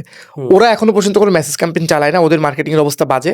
ওরা কিভাবে করে এই কলগুলো করবে, ওরা আপনার কল দিলে বিভিন্ন ব্যাংকে আসে না, প্রথমে এতটুকু গ্রামীণ ফোন প্রথমে বাংলার জন্য এক চাপুন, ওই সার্ভিস ওরা প্রোভাইড করে। কিন্তু ওদের টেলিসেলসের অবস্থা এখন বাজে, ওই টেলিসেলস কিভাবে করবে ওইটার জন্য কনসালটেশন নিচ্ছিল আমার কাছ থেকে। এইটা একটা মানে এটা সবসময় হয়, ধরো ওভার হাইপ জিনিসের অনেক অনেক এরকম স্ক্যামি টাইপের সলিউশন বের হয় যেগুলো অ্যাকচুয়ালি কোনো রিয়েল লাইফ ভ্যালু নাই। হ্যাঁ, যেমন আমি কয়দিন আগে সিন্ত্রা এআই নামে একটা এআই নিয়ে কনভিন্স হয়ে গেছিলাম। ওখানে অনেকগুলো ছোট, ছোট এআই এজেন্ট আছে। একটা সোশ্যাল মিডিয়া দেখবে, একটা কল দেখবে, একটা কনটেন্ট বানানো দেখবে। তারপর আমি রিভিউ পড়ে দেখলাম যে এগুলো খুবই সারফেস লেভেলের কনটেন্ট। তুমি ChatGPT কে কয়টা প্রম্পট দিলেই যা করবে, ওইটাই আরকি রেগুলার বেসিসে অটোমেট করে করবে। তুমি একটা হিউজ মান্থলি ফি দিবা €১০০ র উপরে। তো অ্যাকচুয়ালি মানে ওভারঅল তোমার ওয়ার্কফ্লো এআই সলিউশন এখনো ওই লেভেলে যায় নাই। এখনো একটু লোয়ার লেভেলে কনটেন্টের দিক থেকে। বাট অনেক, অনেক জায়গায় তুমি মানে রাইট টুলটা ইউজ করে তোমার টাইম বাঁচাইতে যেমন পারবা। আমার কাছে মনে হয় আপনাদের ফিল্ডে কোডিং এর ফিল্ডে ভাইব কোডিং এ অনেক দূর ওহ চলে মাই গেছে। গড! ইটস মানে ওয়ে ডিফারেন্ট নাও। এখন আর একজন ওয়েব ডেভেলপার দরকার নাই যে অ্যাকচুয়ালি অনেক ভালো সিনট্যাক্স বা কোড লিখতে পারে। এখন একজন দরকার যে অর্কেস্ট্রেট করবে। মনে করো হয় না অপেরা বা ওই যে দেখেছি আমি অর্কেস্ট্রাতে ভিডিওতে। এরকম একজন করে। তোমার ওই মানুষ লাগবে যে এআই কে ভালোভাবে অর্কেস্ট্রেট করে সলিউশনটা বের করে আনতে পারবে। হুম। হ্যাঁ? এআই কে দিয়ে ভালো স্কেলেবল অপটিমাইজড কোড লেখাইতে পারবে। অবশ্যই তোমার জানতে হবে। সিনট্যাক্স না জানলে তো তুমি বুঝবা না এআই আসলে কি লিখছে। একেবারে নলেজ না নিয়ে তো তুমি বুঝবা না। বাট ইউ হ্যাভ টু মানে ডু দ্যাট যে এটলিস্ট বেয়ার মিনিমাম নলেজ থাকা লাগবে। বেসিকটা ক্লিয়ার হইতে হবে। তাহলে you can be a very good AI overlord বা এরকম কিছু একটা যে অ্যাকচুয়ালি সবকিছুকে ভালোভাবে কন্ট্রোল করে একটা বেস্ট ফুল আউটপুট বের করতে পারবে। হ্যাঁ, আউটপুট বের করতে হবে। আচ্ছা, এক্সাক্টলি। আরেকটা প্রবলেম আমি দেখেছি হুম, ফাউন্ডারদের, আমি কনসালটেশন করতে চাই ভিডিওর মাধ্যমে বলতেছি। সেটা হচ্ছে, মনে করেন আপনার প্রবলেম আছে, আপনি বললেন হুম, তন্ময় আমি তো শপিফাই ডেভেলপমেন্টের কাজ অনেক ভালো পারি, কিন্তু কথা হুম, হচ্ছে আমি ক্লায়েন্ট পাওয়ার জন্য বর্তমান লিঙ্কডইন অ্যাডে এই জায়গায় স্ট্রাগল ফেস করতেছি। রাইট। লিঙ্কডইন অ্যাড আমি তোমাকে অটোমেট মানে পুরোটা দিয়ে দিতে চাই, তুমি আমাকে হেল্প করো। এই কথাটা না গুছাই বলতে পারে না। মানে খুবই মানে ডিস্টর্টেড ভাবে বিভিন্ন ধরনের জিনিসপত্র বলে আমাকে, তারপরে এই যে যেহেতু আমি পডকাস্ট করে আমার হেল্প হয় এটাতে, আমি তাকে বারবার ঘুরায় পেঁচায় একদম কাটছট করে ওই জায়গায় নিয়ে আসি। আচ্ছা আচ্ছা ভাই, তাহলে এইগুলো না, আপনার মেইন প্রবলেম কি সেল লাগবে, তাই তো? আচ্ছা, হুম, না না, আপনার ডলার কস্ট বাদ দেন, ওইসব পরে। হ্যাঁ, হ্যাঁ, মেইন প্রবলেম কি আপনার সেল হচ্ছে না? সেল সেল লাগবে। যে কোনোভাবে হ্যাঁ, হইলে হবে। আচ্ছা, তখন আমি বলি যে আপনার এক্সিস্টিং কাস্টমার কতগুলো আছে? রাইট। এক্সিস্টিং আমার কাস্টমার ভাই 10,000 আছে। ভাই এই 10,000 কি কখনো রিমাইন্ডার মেসেজ পায়? না, এটা হুম, পায় না। কিন্তু ভাই আমার অ্যাড তো কাজ বা অ্যাডের কথা বাদ যান, আপনি অ্যাড তো কাজ করবেই। অ্যাড তো এটা তো হুম, একটা একটা হাতিয়ার। মেইন উদ্দেশ্য তো আমার সেল পাওয়া। হুম, সো ধরেন এইখানেও একটা আমরা বড় প্রবলেম দেখি কমিউনিকেশনে। যে সে মানে তার প্রবলেমটা আমার মানে মাঝে, মাঝে আমি বিরক্ত হয়ে যাই, কারণ আমার দিনে ৪টা ৫টা কল থাকে মাঝে, মাঝে। মানে আমার বলতে, ভাই তাহলে মেইন প্রবলেমটা কি সেটা বলেন, বলতেই পারতেছে না। কিন্তু কথা হচ্ছে যে উনি টাকা দিয়ে বসে আছে, অলরেডি ওয়েবসাইট থেকে বুক করে রাখছে। সো হুম, এইখানে আমি একটা সমস্যা ফেস করি। তারপর ধরেন আমি রিসেন্টলি অ্যাড চালাচ্ছিলাম। ৬০ থেকে ৭০টা মেসেজ প্রতিদিন আসে বিজনেস কোয়েরির। হুম, বেশিরভাগ মানুষই এক লাইন হাই বলে বসে থাকে। হাই ভাই, কথা বলার ছিল, এগুলো। তো আপনারও কোর্সের কারণে আমি সিউর আপনি অনেক এরকম হ্যাঁ, আপনার কাছে হেল্প চান। আপনি হেল্প করতে চান, জেনুইনলি চান। হ্যাঁ, হ্যাঁ। যে I really want to help that guy, যেন ও সবইতে ভালো করে, একটা রিসোর্সেস দিবেন। কিন্তু ওর কথাটা বলতে পারতেছে না। এইটা নিয়ে আপনারা অনেক আগে বলছিলেন যে আপনার কমিউনিকেশনের কোর্স এটা ওটা অনেক কিছু আনবেন। হ্যাঁ। এখন ওটার কতদূর গেল? আপনার এই বিষয়ে কি বলার আছে? এই বিষয়ে এখন আসলে আমি বলব যে আপনারা একটু এআই প্রম্পট দেওয়া শিখেন। ওইটাই বেস্ট হবে বিকজ হাই না বলে যে এরকম বলতে পারেন আপনার এআই কে ফ্রি ভার্সনে হবে ChatGPT যে এআই কে বলবেন যে আমি অ্যাকচুয়ালি একজন Shopify ডেভেলপারকে চিনি। ওর কাছ থেকে আমি কিছু ভালো গাইডলাইন চাই যাতে আমি Shopify একজন ডেভেলপার হয়ে ইন্টারন্যাশনাল ক্লায়েন্ট পেতে পারি। সো তুমি আমাকে একটা সুন্দর প্রম্পট লিখে আমাকে সুন্দর একটা মেসেজ লিখে দাও যেটা আমি ওনাকে দিলে উনি খুব সহজে বুঝবে এবং পয়েন্টগুলো যাতে শর্ট হয় এবং খুবই অন পয়েন্ট হয়। আপনি যদি এই প্রম্পটটাও আপনি ChatGPT কে লিখে দেন, তাহলে কিন্তু সুন্দর করে ও একটা বাংলা বা ইংলিশে মেসেজ লিখে দিবে, যেটা আপনি আমাকে কপি পেস্ট করে মানে আমার ক্ষেত্রে বললাম যে আপনি আমাকে কপি পেস্ট করে পাঠাইলেন।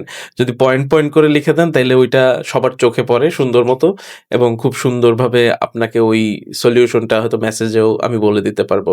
সো এটা সব ক্ষেত্রেই কিন্তু মানে এট লিস্ট স্টার্টিং পয়েন্টটা আমরা এভাবে অর্গানাইজড করে কমিউনিকেট করতে পারি। ভাই ওয়েল হুম, স্পোকেন ফাউন্ডার হওয়া আমার কাছে মনে হয় বর্তমানে হুম, খুবই ইম্পর্টেন্ট। হুম, হুম, কারণ অনেক কাজই অটোমেটেড হয়ে যাবে। এইজন্য দেখবেন আপনি যদি বিলিয়নিয়ারদের মধ্যেও দেখেন, ইলন মাস্কের হুম, আগের ইন্টারভিউগুলোতে দেখবেন ভার্সাস এখনকার ইন্টারভিউগুলো দেখবেন, সেও কিন্তু নিজেও কষ্ট করতেছে, হুম, চেষ্টা করছে ওয়েল স্পোকেন হওয়ার জন্য। হুম, তারপরে অনেক ফাউন্ডার আছে যারা এখন আসছে ক্যামেরার সামনে, বাংলাদেশি আছে জামশেদ মজুমদার, হুম, তারপর ধরেন আপনার সোহাগ ভাই, অনেকেই কিন্তু ফাউন্ডার হয়েও দে আর ভেরি ওয়েল স্পোকেন এবং তারা এখন ক্যামেরার সামনে এসে এসে কথা বলতেছে। ট্রু। তো এখন এই জিনিসটা বাংলাদেশে ইমপ্রুভ করা যায় কিভাবে বলেন তো? ওয়েল স্পোকেন এন্ড লাউড হওয়া খুব ইম্পর্টেন্ট। লাউডটা জানি না, বাট ওয়েল স্পোকেন হওয়াটা ইম্পর্টেন্ট। সোশ্যাল মিডিয়াতে তুমি যদি লাউড হও, তুমি অ্যাটেনশনটা তাড়াতাড়ি গ্র্যাব করতে আচ্ছা, পারবা। আচ্ছা। ওই যে জামশেদ মজুমদারের কথা বললাম, সে কিন্তু অনেক ক্রিয়েটিভ এন্ড লাউড। মানে হুম। তার প্রত্যেকটা ভিডিওতেই দেখবা এই যে কি যেন ওই যে মধু বা কিছু একটা খেয়ে সে যে এক্সপ্রেশনটা দেয়, ওইটাই কিন্তু মানে মাথায় একটা ইয়া করে, আচ্ছা এত মজা নাকি খাইতে। মানে আমি ওনার ভিডিও দেখছি, দেখে জাস্ট বলতেছি হ্যাঁ maybe I should try it. So ওইটা একটা ওয়ে। আর একটা হলো যদি মানে তুমি জিজ্ঞেস করো যে কিভাবে হওয়া যায় কমিউনিকেশন, ওইটাই আমার জানার ইচ্ছা। কেমনে ভালো করা যায়। আমার লাইফে আমি যেটা করছি সেটা হলো আমি অনেক বেশি মানুষের স্পিচ দিতে দেখছি। আচ্ছা। মানে পডকাস্ট দেখছি, এই যে ভালো ভালো ফাউন্ডারদের স্পিচ দেখছি। তুমি স্টিভ জবসের টেড টক গুলো দেখতে পারো, বা অন্যান্য যেসব কিনোট স্পিচ গুলো থাকে ওইগুলো দেখতে পারো। এটা ফাউন্ডার লেভেলে। বই পড়াটা খুব ইম্পর্টেন্ট। তাহলে কোন শব্দের পর কোন শব্দ আসবে এটা খুব মাথায় চলে নন আসছে। ফিকশন পড়তে হবে এমন কোনো কথা নেই। আমি সারা জীবন ফিকশন পড়ছি। আমি খুবই কম নন ফিকশন পড়ি because I find it really boring. এটা আমি একটা কন্ট্রোভার্সিয়াল স্টেটমেন্ট দিলাম। ম্যাক্সিমাম মানুষ অনেক বেশি নন ফিকশন পড়ে, মনে করে যে পার্সোনাল গ্রোথের জন্য অনেক ইম্পর্টেন্ট। বাট আমি লাইফে বেশি ফিকশন পড়ে আমার কাছে মনে হয়েছে যে I could think clearly. Maybe নন ফিকশনেও হয়, বাট আমি যেহেতু কম পড়ছি এই জন্য আমার আমি সবচেয়ে ইজি বলে দিই, হুম। আপনার সত্যজিৎ রায় এবং হ্যাঁ। হুমায়ুন আহমেদ শেষ করতে পারলেই তার লাইফ আর কিছু লাগবে না। সেটাই আমি সত্যজিৎ রায় তারিণী খুঁড়ো সিরিজ বাদে হুম। সব বই পড়ছি। সেটাই আর হুমায়ুন আহমেদের লাস্টের দেয়াল, মধ্যাহ্ন এবং এরকম ২-৩-৪টা বই বাদে সব বই পড়ে ফেলছি আমি। Nice. That's like all you need, I think, for a language. আমার আরেকটা ফেভারিট রাইটার আছে, জাপানিজ রাইটার হারুকি মুরাকামি। ওর বই আমি অনেক পড়ি। ওর বই তো জাপানিজ ওনার ভাষায় ওয়ান অফ দ্য লিখছে। বই So, কোনটা যেন? Norwegian wood, Sputnik, sweetheart, Kafka on the shore, আচ্ছা, এগুলোর আচ্ছা। কি মানে ওর অনেক পপুলার নোভেল। সো এগুলোর অনেক ইংলিশ ট্রান্সলেশন আছে, ইভেন বাংলা ট্রান্সলেশন আছে। You can try any. কি নিয়ে ভাই এগুলা? ও অ্যাকচুয়ালি একটু হিউম্যান সাইকোলজির বিভিন্ন ডিপ রিলেশনাল কানেকশন, তারপর লোনলিনেস নিয়ে, লাইফের লাইফ লং গোল। ওর ইভেন অনেক শর্ট স্টোরিজ আছে, হ্যাঁ ওগুলোও দেখবা যে অনেক ডিপ অ্যান্ড যেমন একটা শর্ট স্টোরি আমার খুবই ভাল লাগে ওর, এটা আপনারা পড়তে পারেন, খুবই শর্ট স্টোরি, বার্থডে গার্ল। হ্যাঁ ওইটা মানে লাইফের মানে ডিজায়ার এবং মানে গোলস নিয়ে মানে খুব ডিপ ভাবে লিখছে। এটা খুব ভাল লাগছে আমার। এছাড়াও এই যে নরওয়েজিয়ান উড, যারা ইয়াং অ্যাডাল্টস তাদের পড়া উচিত। হ্যাঁ অনেকে অনেক ধরনের ডিপ্রেশন থাকে, রিলেশনশিপ নিয়ে ঝামেলা থাকে, অনেক কিছু নিয়ে অনেক কিছু থাকে। সো ওই বইটাও খুব সুন্দর। কাফকা অন দ্য শোর ইজ অলসো ভেরি নাইস। ওইটাতে খুব, আমরা এখন ফাঁড়ি ঘরের পাশে আছি, তো ওইটাতে অনেক ক্যাট নিয়ে অনেক কিছু বলা আছে। মুরাকামিও মনে হয় ফারহান ভাইয়ের মতো ক্যাট পছন্দ করতো, এই জন্য আচ্ছা, ওর আচ্ছা। গল্পে অনেক ক্যাট নিয়ে অনেক কথাবার্তা আছে। তো বইগুলা খুব সুন্দর। ইন্টারেস্টিং। সো একটু স্টেটমেন্ট অফ টপিক, বাট না, অফ টপিক নেই। এটা তো ওই যে ওই বই তো Communication, পার্শিয়ালি আপনাকে exactly. কমিউনিকেশন হেল্প করবে। কারণ হ্যাঁ, হ্যাঁ। আমার খারাপ লাগে কোথায় চিন্তা করি, কারণ ধরেন অনেক তো আসছে সে টাকা খরচ করে, আমি এখন তো টাকা রিটার্নও করতে চাচ্ছি না, কারণ সে হয়তো মান সম্মান লাগতে পারে, বাট সে তার প্রবলেমটা বুঝাইতেই পারতেছে না, তার কথা দিয়ে কোনোভাবেই পারছে না, লিখেও পারছে না। তো এইটা আমি দেখি 10 জনের মধ্যে 6 জনের এই প্রবলেম। যেই 4 জনের সাথে কথা হয়, দেখা গেলো আমার কনসালটেশন সেশন ছিল 90 মিনিটের, we I ended up giving a free session to him, যে ভাই ঠিক আছে এগুলো করেন, আগামী 24 তারিখে আমার একটা টাইম ফ্রি আছে ক্যালেন্ডারে, ওই দিন আপনার সাথে আমি বসবো। সো এরকম হয়েছে free just because of the communication. এটা সে আমার কাছ থেকে এই অ্যাডভান্টেজটা পেয়েছে। তো লং স্টোরি শর্ট, আমরা অনেক কিছু নিয়ে ডিসকাস করলাম। লাস্ট আমি আপনার কাছে যেটা জানতে চাই এই পডকাস্টে, সেটা হচ্ছে আমাদের যেই পয়েন্টটা ছিল, ডিজিটাল নোম্যাড জিনিসটা বর্তমানের কি অবস্থা এবং এটা কি ফিউচারে আরো বাড়বে, অ্যান্ড ডিজিটাল নোম্যাড নিয়ে অনেকে জানে অনেকে জানে না, এই ব্যাপারে একটু বর্তমানে আপনার টেকটা কোথায় এটা একটু বলেন। আচ্ছা, ডিজিটাল নোম্যাড হওয়ার চেষ্টা করতেছি অনেকদিন ধরে, প্রায় 10 বছর হয়ে গেছে দেশের বাইরে থাকি। আ এই কনসেপ্টটা আমার মাথায় আসছে অ্যাকচুয়ালি 2021 সালে, যখন কোভিড নিয়ে অনেক বেশি হচ্ছে এবং আমি আস্তে, আস্তে পড়াশোনা শেষ করে জবের দিকে ঢুকতেছি, মাস্টার্স করতেছি। তখন অনেক সময় অনলাইনে ক্লাস করতে হইছে, অনেক সময় অনলাইনে অনেক জব-টব করতে হইছে। আর ফ্রিল্যান্সিং ধরো ফাইবার-টাইবারে তো সবসময়ই দূর থেকেই করতে হয়। সো তখন মানে রিয়ালাইজ করছি এটলিস্ট আমাদের ফিল্ডে ই-কমার্স বলো, মার্কেটিং কনসালটেশন বলো, এগুলোর জন্য অ্যাকচুয়ালি ইন পারসন দরকার আছে। ধরো ওই যে তুমি বললা যে বড় কোম্পানিগুলোর জন্য ইন পারসন একটা ইমপ্রেশন তৈরি করা ইম্পর্টেন্ট। না, যখন আপনি বড় একটা বিজনেস চালাচ্ছেন তখন হ্যাঁ। আপনার করতে হবে। আমার তো এটা ছিল পুরো ফাউন্ডার টু ফাউন্ডার লেভেল। আমি অলরেডি ওই হ্যাঁ। ক্লায়েন্টকে ক্লোজ করে ফেলছি।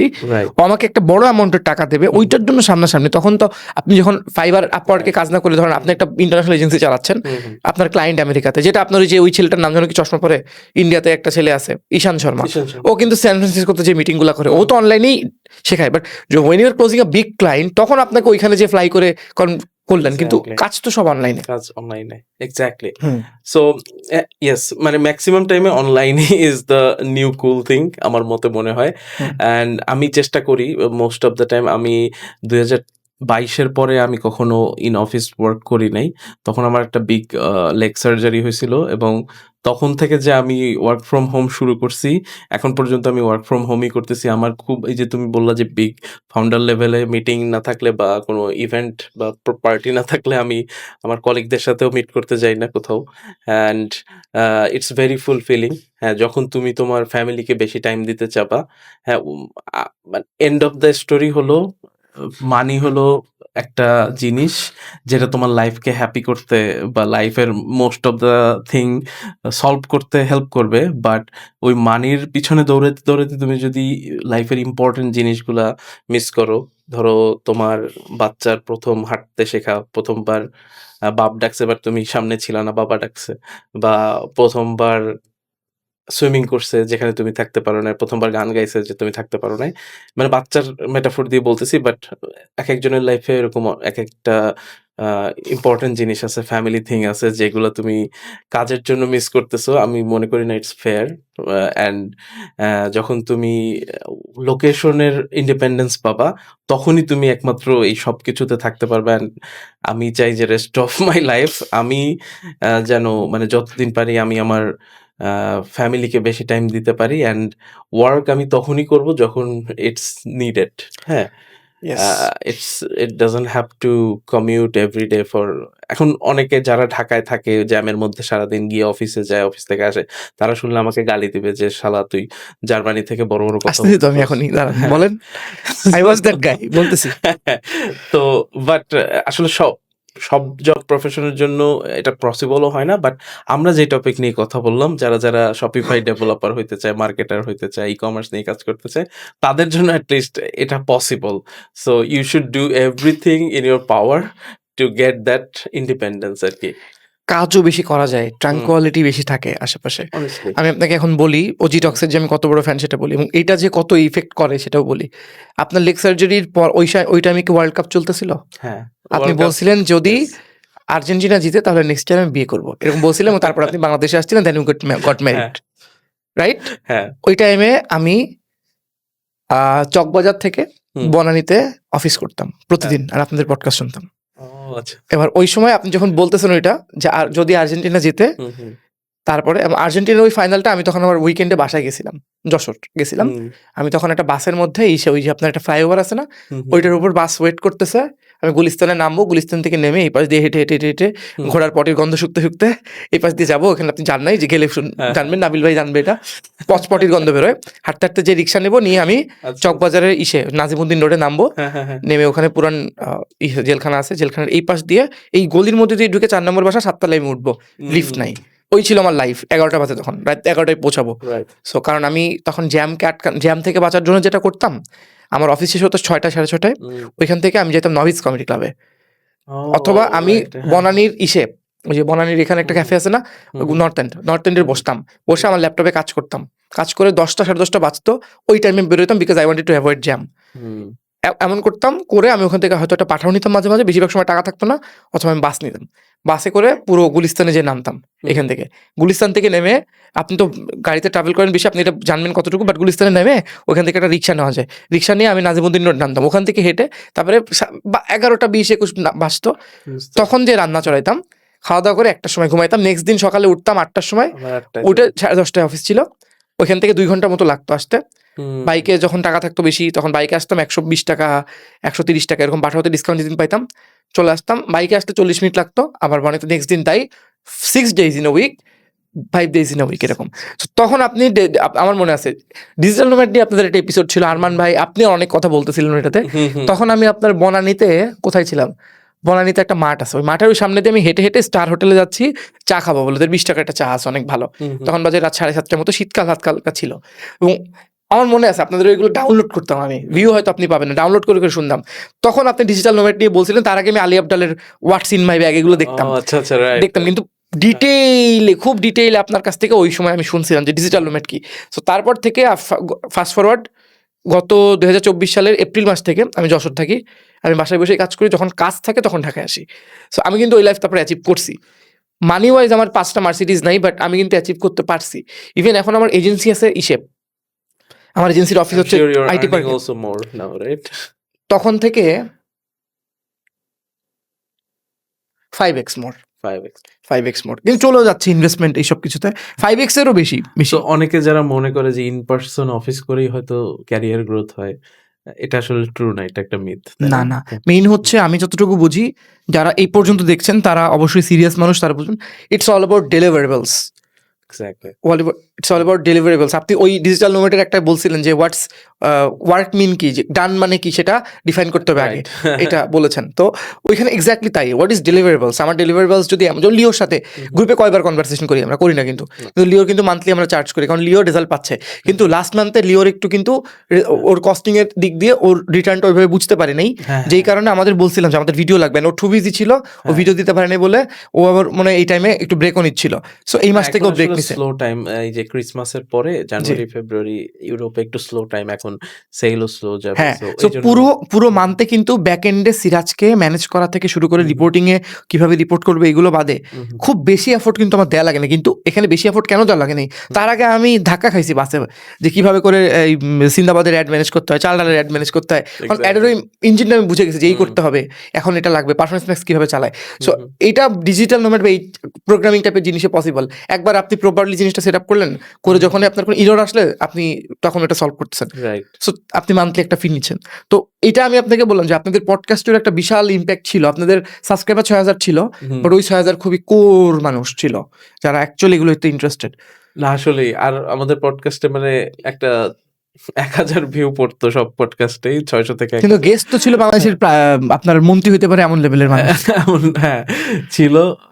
এটা এট দ্য সেম টাইম যে ভালো যে যারা আসলে পডকাস্টার মানে শুনছে নিয়মিত, ধরো তুমি বা আরো যারা যারা শুনছে তারা খুব ভালো মতো শুনছে, and I am very happy যে তোমার লাইফে এটা অবশ্যই একটু হলো ইম্প্যাক্ট ফেলছে। ওইটাই আর কি টার্গেট। ওই টাইমে আমি ওইগুলো নিয়ে চিন্তা করছিলাম, আর আপনাদের পডকাস্টে একটা ভালোই গাইডলাইন ছিল। সেটাই, যেমন আমরা অনেক সময় চিন্তা করছি যে আমরা খালি কারেন্ট টপিক নিয়ে কথা বলবো যেগুলোতে ভিউ বেশি পড়ে, বাট তারপরে আমি চিন্তা করছি যে জিনিসটা টাইমলেস হবে না। হ্যাঁ, আমি এমন কিছু দিতে চাই যেটা ধরো আমার মেয়েও বড় হয়ে দেখলে সেও রিলেট করতে পারবে। আচ্ছা আমাদেরও তো এখন এটা হয়, আমার আব্বু আমার ব্যাপারে এটা বলছিল, এটাও বলছে, না আমার ব্যাপারে না হয়েও ধরো এই ডিজিটাল নোম্যাডের ব্যাপারে, হ্যাঁ, বা ধরো যে কোনো টপিকে ও যাতে রিলেট করতে পারে। ধরো আমরা যে সত্যজিৎ রায় বা একটা এপিসোড ছিল আপনারা ওই যে অফিস নিয়ে বলছেন, ওইটার পরে আমি অফিস দেখা শুরু করছি। এক্স্যাক্টলি। তো এরকম যে টাইমলেস কিছু, অফিস বানাইছে 20 বছর আগে, ফ্রেন্ডস বানাইছে 30 বছর আগে, হ্যাঁ, তারপর ধরো সত্যজিৎ রায়ের গল্পগুলা, বা ধরো হুমায়ুন আহমেদের গল্প, ওইদিকে মুরাকামির গল্প, বা কাফকার মানে আরো আগে কাফকার গল্প, আর্নেস্ট হেমিংওয়ের গল্প, ওদের অনেক গল্প আছে পুরা টাইমলেস। হ্যাঁ, যেমন কয়েকদিন আগে আমি একটা ছোট একটা নোবেল পড়তেছিলাম, the old man and the sea, Ernest হেমিংওয়ের। মাঝখানে একটু বোরিং হয়ে যায় গল্পটা, বাট পুরা গল্পটাই হলো একটা বয়স্ক মানুষ একটা বড় একটা মাছ ধরছে, বাট ওর এমন অবস্থা হয়েছে যে ও নৌকায় মাছটা তুলতে পারতেছে না, বাট নৌকার সাইডে যে জালটা আছে না, ওর মধ্যে মাছটা আটকে আছে। সো ও আইদার মাছটা নৌকা ডুবাই নিয়ে যাবে, অথবা ও মাছটাকে নিয়ে তীরে যাইতে হবে। এইটা নিয়ে ওর স্ট্রাগল আর কি। মাঝখানে শার্ক এসে অ্যাটাক করতেছে ওই মাছকে, নৌকা ডুবাই দিতে যাচ্ছে। বাট মানে আপনার গল্পটা পড়লে লেসন ইজ মানে তোমার লাইফে অনেক স্ট্রাগল আসবে, অনেক ঝড় আসবে। এই যে হাঙর অ্যাটাক করতেছে, মাছ নিয়ে যাচ্ছে, হ্যাঁ, বাট ইটস দ্য জার্নি। হ্যাঁ, যে তুমি how you defended yourself, how you stood up for your beliefs and imagination and মানে তোমার লাইফের জার্নিটা কেমন ছিল? লাস্টে কিন্তু ও মাছটাকে বাঁচাইতে পারে না। হাঙর সব মাছ খেয়ে ফেলছে। নৌকাও অলমোস্ট ধ্বংস করে ফেলছে। ওকেও আধমরা বানায় ফেলছে, বয়স্ক লোক ছিল যেহেতু। বাট দ্য লেসন ওয়াজ যে তোমার লাইফটাই হলো এরকম। মানে কখনো ঝড় আসবে, কখনো এই যে পায়ের সার্জারি হবে। যেমন ওয়ার্ল্ড কাপের ওইটা একটু শর্ট করে বলি। হুম। আমার প্ল্যান ছিল যে ডিসেম্বরের 18 তারিখে ওয়ার্ল্ড কাপ ফাইনাল। ওইটা ফাইনালটা আমি আমার আব্বু আর আমার ভাই নাবিল ওরা দেশে থাকবে। আমি দেশে এসে ওই ফাইনালটা দেখবো। Hmm. But I saw that world cup final in a hospital bed. So তোমার লাইফে অনেক কিছু তুমি প্ল্যান করে রাখবা, বাট লাইফও তোমাকে সারপ্রাইজ দিবে। Hmm. But you have to enjoy the journey এবং ফাইট করে যেতে হবে আর কি। তাহলে আর কি এটাই। ভালো এখন কিছু। ওজি টক্সের নেক্সট প্ল্যান কি? আপনাদের সবাই ডিফারেন্ট কাজে ব্যস্ত হয়ে গেছেন। অ্যান্ড এখন আপনাদের মনে হয় একটা যদি পডকাস্ট করতেন, এট লিস্ট ভালো আপনাদের হতো। মানে এই যে নির্বাচনের আগে আমি জানি আপনাদের পডকাস্টে একজন নির্বাচন প্রার্থী। সো তার জন্য কিন্তু এটা একটা ভালো পজিটিভ পিআর হইতো। কেন করতেছেন না এটাই ভাবতেছি। অবশ্যই। এটা আমিও জানি না কেন করতেছে না। আরমান তো খুলনা 3 আসনের এমপি প্রার্থী। তারপর আসলে আমাদের আরেক ফ্রেন্ড শাফি, ও এখন ইউএন একটা মিশনে আছেন একটা দেশে। আমি ডিসক্লোজ করতেছি না হ্যাঁ, কই। দরকার নেই এগুলো। হ্যাঁ, বাট ওর একটু টাফ হয়ে যাচ্ছে এখান থেকে internet connectivity and all of those things. But হ্যাঁ, আমরা প্ল্যান আছে যে আরমান ভাইও না যে নির্বাচনের আগে আপনাদের পডকাস্টে 23 সাল 22 সাল ওই টাইমে বলছে যে আমি যখন বাংলাদেশের সুযোগ পাবো আমি পলিটিক্স করব। He did it. এটাই সবচেয়ে আমার অবাক লাগে। ও বলছে, ও সবসময় বলছে যে আমি যদি কখনো ফেয়ার গ্রাউন্ড পাই, একটা অপরচুনিটি পাই Yes. যেখানে আসলে ডেমোক্রেটিক ব্যাপারগুলো হবে, তখন আমি এটা ট্রাই করে দেখবো। He did it. It's not মানে অনেকে ভাবতে পারে কি যে মানে একটা প্রার্থী হিসেবে দাঁড়ানো it's not a matter of joke. কত কিছু ম্যানেজ করতে হয়, হ্যাঁ। কত সাহস লাগে, লাইফ সেট থাকে। You put yourself on the line. Exactly. And উনি করতেছে, এন্ড উনি বলছিল উনি করতেছে। এটা আমার কাছে সবচেয়ে উইয়ার্ড লাগে যে ঠিক আছে মানে একটা আছে না হিপোক্রেট, আমি এটা পাইলে এটা করে ফেলবো না। উনি আসছে দেশে এন্ড উনি করছে। হ্যাঁ, হারবে জিতবে আই ডোন্ট কেয়ার। এটা পডকাস্ট রিলিজ হওয়ার সময় হয়তো নির্বাচন হয়ে যেতে পারে, আমি জানি না, তার আগেই দিব। বাট মানে আমার সবচেয়ে এই ব্যাপারটা ভালো লাগে যে উনি বলছেন উনি করছে। ওই যে আমরা প্রথমে বলতেছিলাম না যে বিলিয়নের আর মানে আমাদের নর্মাল মানুষের মধ্যে পার্থক্য হলো ওরা করছে। হ্যাঁ, সো ওদিন একটা কোট পড়তেছিলাম এরকম যে তোমার মিলিয়নেয়ার বা বিলিয়নেয়ার হয়ে যাওয়ার আগেই তোমাকে ওইভাবে you have to act like it. act like it, then এক্স্যাক্টলি। you can attract it, যে কি জানি বলে এক্স্যাক্টলি। ম্যানিফেস্টেশন ওইসব। হ্যাঁ। আমি ওইগুলো বলতেছি না, হার্ড ওয়ার্কও লাগবে, but maybe you have to think like a millionaire before you become a millionaire. আমি ওনার কোনো ভিডিও স্কিপ করি না। যখন উনি যে স্পিচ দিচ্ছে একজন গরিব মানুষের একটা হাত ধরে ওনার সাথে কান্নাকাটি করতেছি, আমার মনে হচ্ছে, আচ্ছা ঠিক আছে, he said he were gonna do that, and উনি করছে। এন্ড জিতবে হারবে ইট ডাজন্ট ম্যাটার। আমার কাছে খুব ভালো লাগছে। I have respect for that হ্যাঁ, গাই। চান্স মানে ওরও একটা চান্স পেয়ে দেখা দরকার যে বিকজ আমরা তো অনেক মানুষকেই দেখছি অনেক কিছু বলছে and they did not succeed. Maybe he could. So মানে you have to take your chances. You have to take your chances. ও আচ্ছা, মাইকেল স্কটের লাইন, বলেন ইউ বলেন। Miss 100% of the chances you don't take. Exactly. এটা তো ভালোই ভালো একটা। হ্যাঁ, ইয়েস ইয়েস। লাস্ট কোয়েশ্চেন ভাই, এখন আপনার পার্সোনাল প্ল্যানস কি about your work, about what you do and আমার প্ল্যানস আছে সেটা হলো আমার এজেন্সিটাকে গ্রো করা। এজেন্সিটা এখনো খুবই আর্লি স্টেজে আছে। সো আমি চাই ইউরোপিয়ান মার্কেট, স্পেশালি ডাক রিজিয়নের। ডাক মানে হলো Germany, Austria and Switzerland, Germany speaking region. এখানে আমার অনেক ক্লায়েন্ট যেহেতু অলরেডি হয়ে গেছে, আমি চাই যে এই পোর্টফোলিওতে আমি একটু ভালো ই কমার্স ক্লায়েন্ট আরো পাই, এজেন্সিটা আরো গ্রো করি। আমি চাই তোমরাও আমার সাথে সাথে গ্রো করো, আমাদের এজেন্সির সাথে সাথে এই রিজিয়নে অ্যাটলিস্ট বেশি ক্লায়েন্ট পাও। সো এটা নিয়ে আমি এই বছর আমার প্ল্যান হলো পুরোপুরি ফুললি এটাতে ফোকাস করা, আরো বেশি বেশি ট্রাভেল করা, আর ফ্যামিলিকে বেশি how many countries did you travel? Time. Greece একটা আমি জানি, কারণ ওই ভিডিও নিয়ে আমি আপনাকে ক্যাম্পেইন চালাতে বলছিলাম। Almost 12 countries. Greece, Netherlands, Croatia. আচ্ছা, হ্যাঁ, নেদারল্যান্ডস, বেলজিয়াম। আসলে ইউরোপে থাকলে এটা জারি। You just miss Switzerland. Is it because ওইটা অনেক এক্সপেন্সিভ? না, সুইজারল্যান্ডেও যাওয়া হয়েছে আমার। বাট ভিডিও করেন নাই? ভিডিওটা আসলে তখন করা হয় নাই, কারণ আমি একটা ইনভাইটেশনে ছিলাম একজনের বাসায়, জেনেভাতে ছিলাম। বাট সুইজারল্যান্ডের যে মেইন যেটা অ্যাট্রাকশন যে ট্রেন আল্পস গুলো ইন্টারলাকেন ওই দিকটা এখনো যাওয়া হয় না, সো ওইখানে গেলে হয়তো একটা অবশ্যই Yes. ভিডিও করবো, বাট ডু আ ভিডিও ওই যে the train journey it's a beautiful country and very expensive country. Very মানে অনেক বেশি পানি আমি দেখলাম একটা ব্লগে পানি কিনতে হয় 6 ইউরো 7 ইউরো দিয়ে। হ্যাঁ, মনে হবে যে এয়ারপোর্টে আছো সব জায়গায় Exactly. এরকম অবস্থা। দ্যাট বিং সেইড, আমাদের আজকের এপিসোডটা আমি ইচ্ছা করে অনেক বেশি ক্যাজুয়াল করতে চেয়েছি, বিকজ যে আমাদের সবসময় যে কথাটা বলি যে পডকাস্ট ডাজেন্ট মিন যে একজন একটা বই পড়ছে। সো ইনফরমেশন এর মধ্যে থেকে যাদের যাদের নেওয়া তারা নেবেন অবশ্যই। আই এম নট দ্যাট মানে অ্যাপোলজেটিক অ্যাবাউট দ্য ফ্যাক্ট যে আমরা অনেক টপিক সুইচ করেছি, বাট আমার মেইন উদ্দেশ্য ছিল যে কামিং হেয়ার অ্যান্ড দুজনের টাইম ম্যাচ করে যখন একটা মানুষ কয়েকদিনের জন্য দেশে আসে তখন তার অনেক জায়গায় অনেক কমিটমেন্টস থাকে, সো সেগুলো থেকে ভাই আসছেন, থ্যাংক ইউ আবার। অ্যান্ড ওভারঅল এই জিনিসটা করা, আমি অনেক কষ্ট করে আসছি, যশোর থেকে আসছি, অবশ্যই। সো আমার অ্যারেঞ্জমেন্ট ছিল, so I wanted this to happen. অন্য প্ল্যান ছিল, এটা হয়তো নেক্সট ইয়ার আমরা করবো, বাট লং স্টোরি শর্ট হচ্ছে জাস্ট ওয়ার্ক এবং B updated and improve your communication skill, dream big এবং নিজের স্ট্রেংথটা বুঝে সেই অনুযায়ী নিজেকে পিভিট করা ইজ ভেরি ইম্পর্টেন্ট। আমার যেমন একটা স্ট্রেংথ মনে হয়েছিল যে আমাকে যখন আমার একটা সমস্যা বা আমাকে যখন কোনো একটা স্পেসিফিক জায়গায় আমার চেয়ে একটু কোনো লোক কম জানে এমন কেউ ইনস্ট্রাকশন দেয়, তখন আমি ওই ইনস্ট্রাকশনটার একটা বেটার সলিউশন বের করার চেষ্টা করি উইথ রেসপেক্ট। ওইটা দেখানোর পর যখন সেটা বুঝে না তখন আমার মনে হয় যে ঠিক আছে, I can do better then that. ওইরকম স্টেজের থেকেই আমার একটা ডিসকমফর্ট থেকে আমি আস্তে আস্তে ওই ফিজিক্যাল জব থেকে সরে এসে আমি এখন এই ডিজিটাল নোম্যাড এগুলোর ব্যাপারে আরও এক্সপ্লোর করার চেষ্টা করছি, এবং আমার সাথে কয়েকজন কাজ করছে এবং দে আর গ্রোয়িং ভেরি ওয়েল। সো এটা আমার গোল। আপনার গোল এরকম কিছু থাকতে পারে, যেই গোলই হোক, just start working and spend your time on right thing and be Arman ভাই, মানে আরমান ভাইয়ের মতো যে আমি একটা জিনিস বলছি 2 বছর আগে আমি করবো, অ্যান্ড নিজের বিদেশি চাকরি মানে লাইফ টাইফ ছেড়ে এসে একবারে জাস্ট এত রিস্কি একটা জিনিস করা। আমাকে যদি আপনি বলেন যে আমাকে একটা ফেয়ার গ্রাউন্ডে হবে, স্টিল আমি পলিটিক্স করবো না, মানে আমি করবো না, মানে আমি ইলেকশনে দাঁড়াবো না। অ্যাটলিস্ট আমি কি করবো, বড় একজন পলিটিশিয়ানের কনসালটেন্ট হতে পারি, তাকে আমি তার ডিজিটাল প্রেজেন্সে কীভাবে হেল্প করা যায় এগুলোতে করবো, but I am never gonna show my face, because আমি জানি বাংলাদেশের পলিটিক্স কত ডার্টি হতে পারে, রাস্তাঘাটে মাথা ফাটাই দিতে পারে। সো স্টিল উনি এটা করতেছে বা এরকম কিছু হইতে হবে।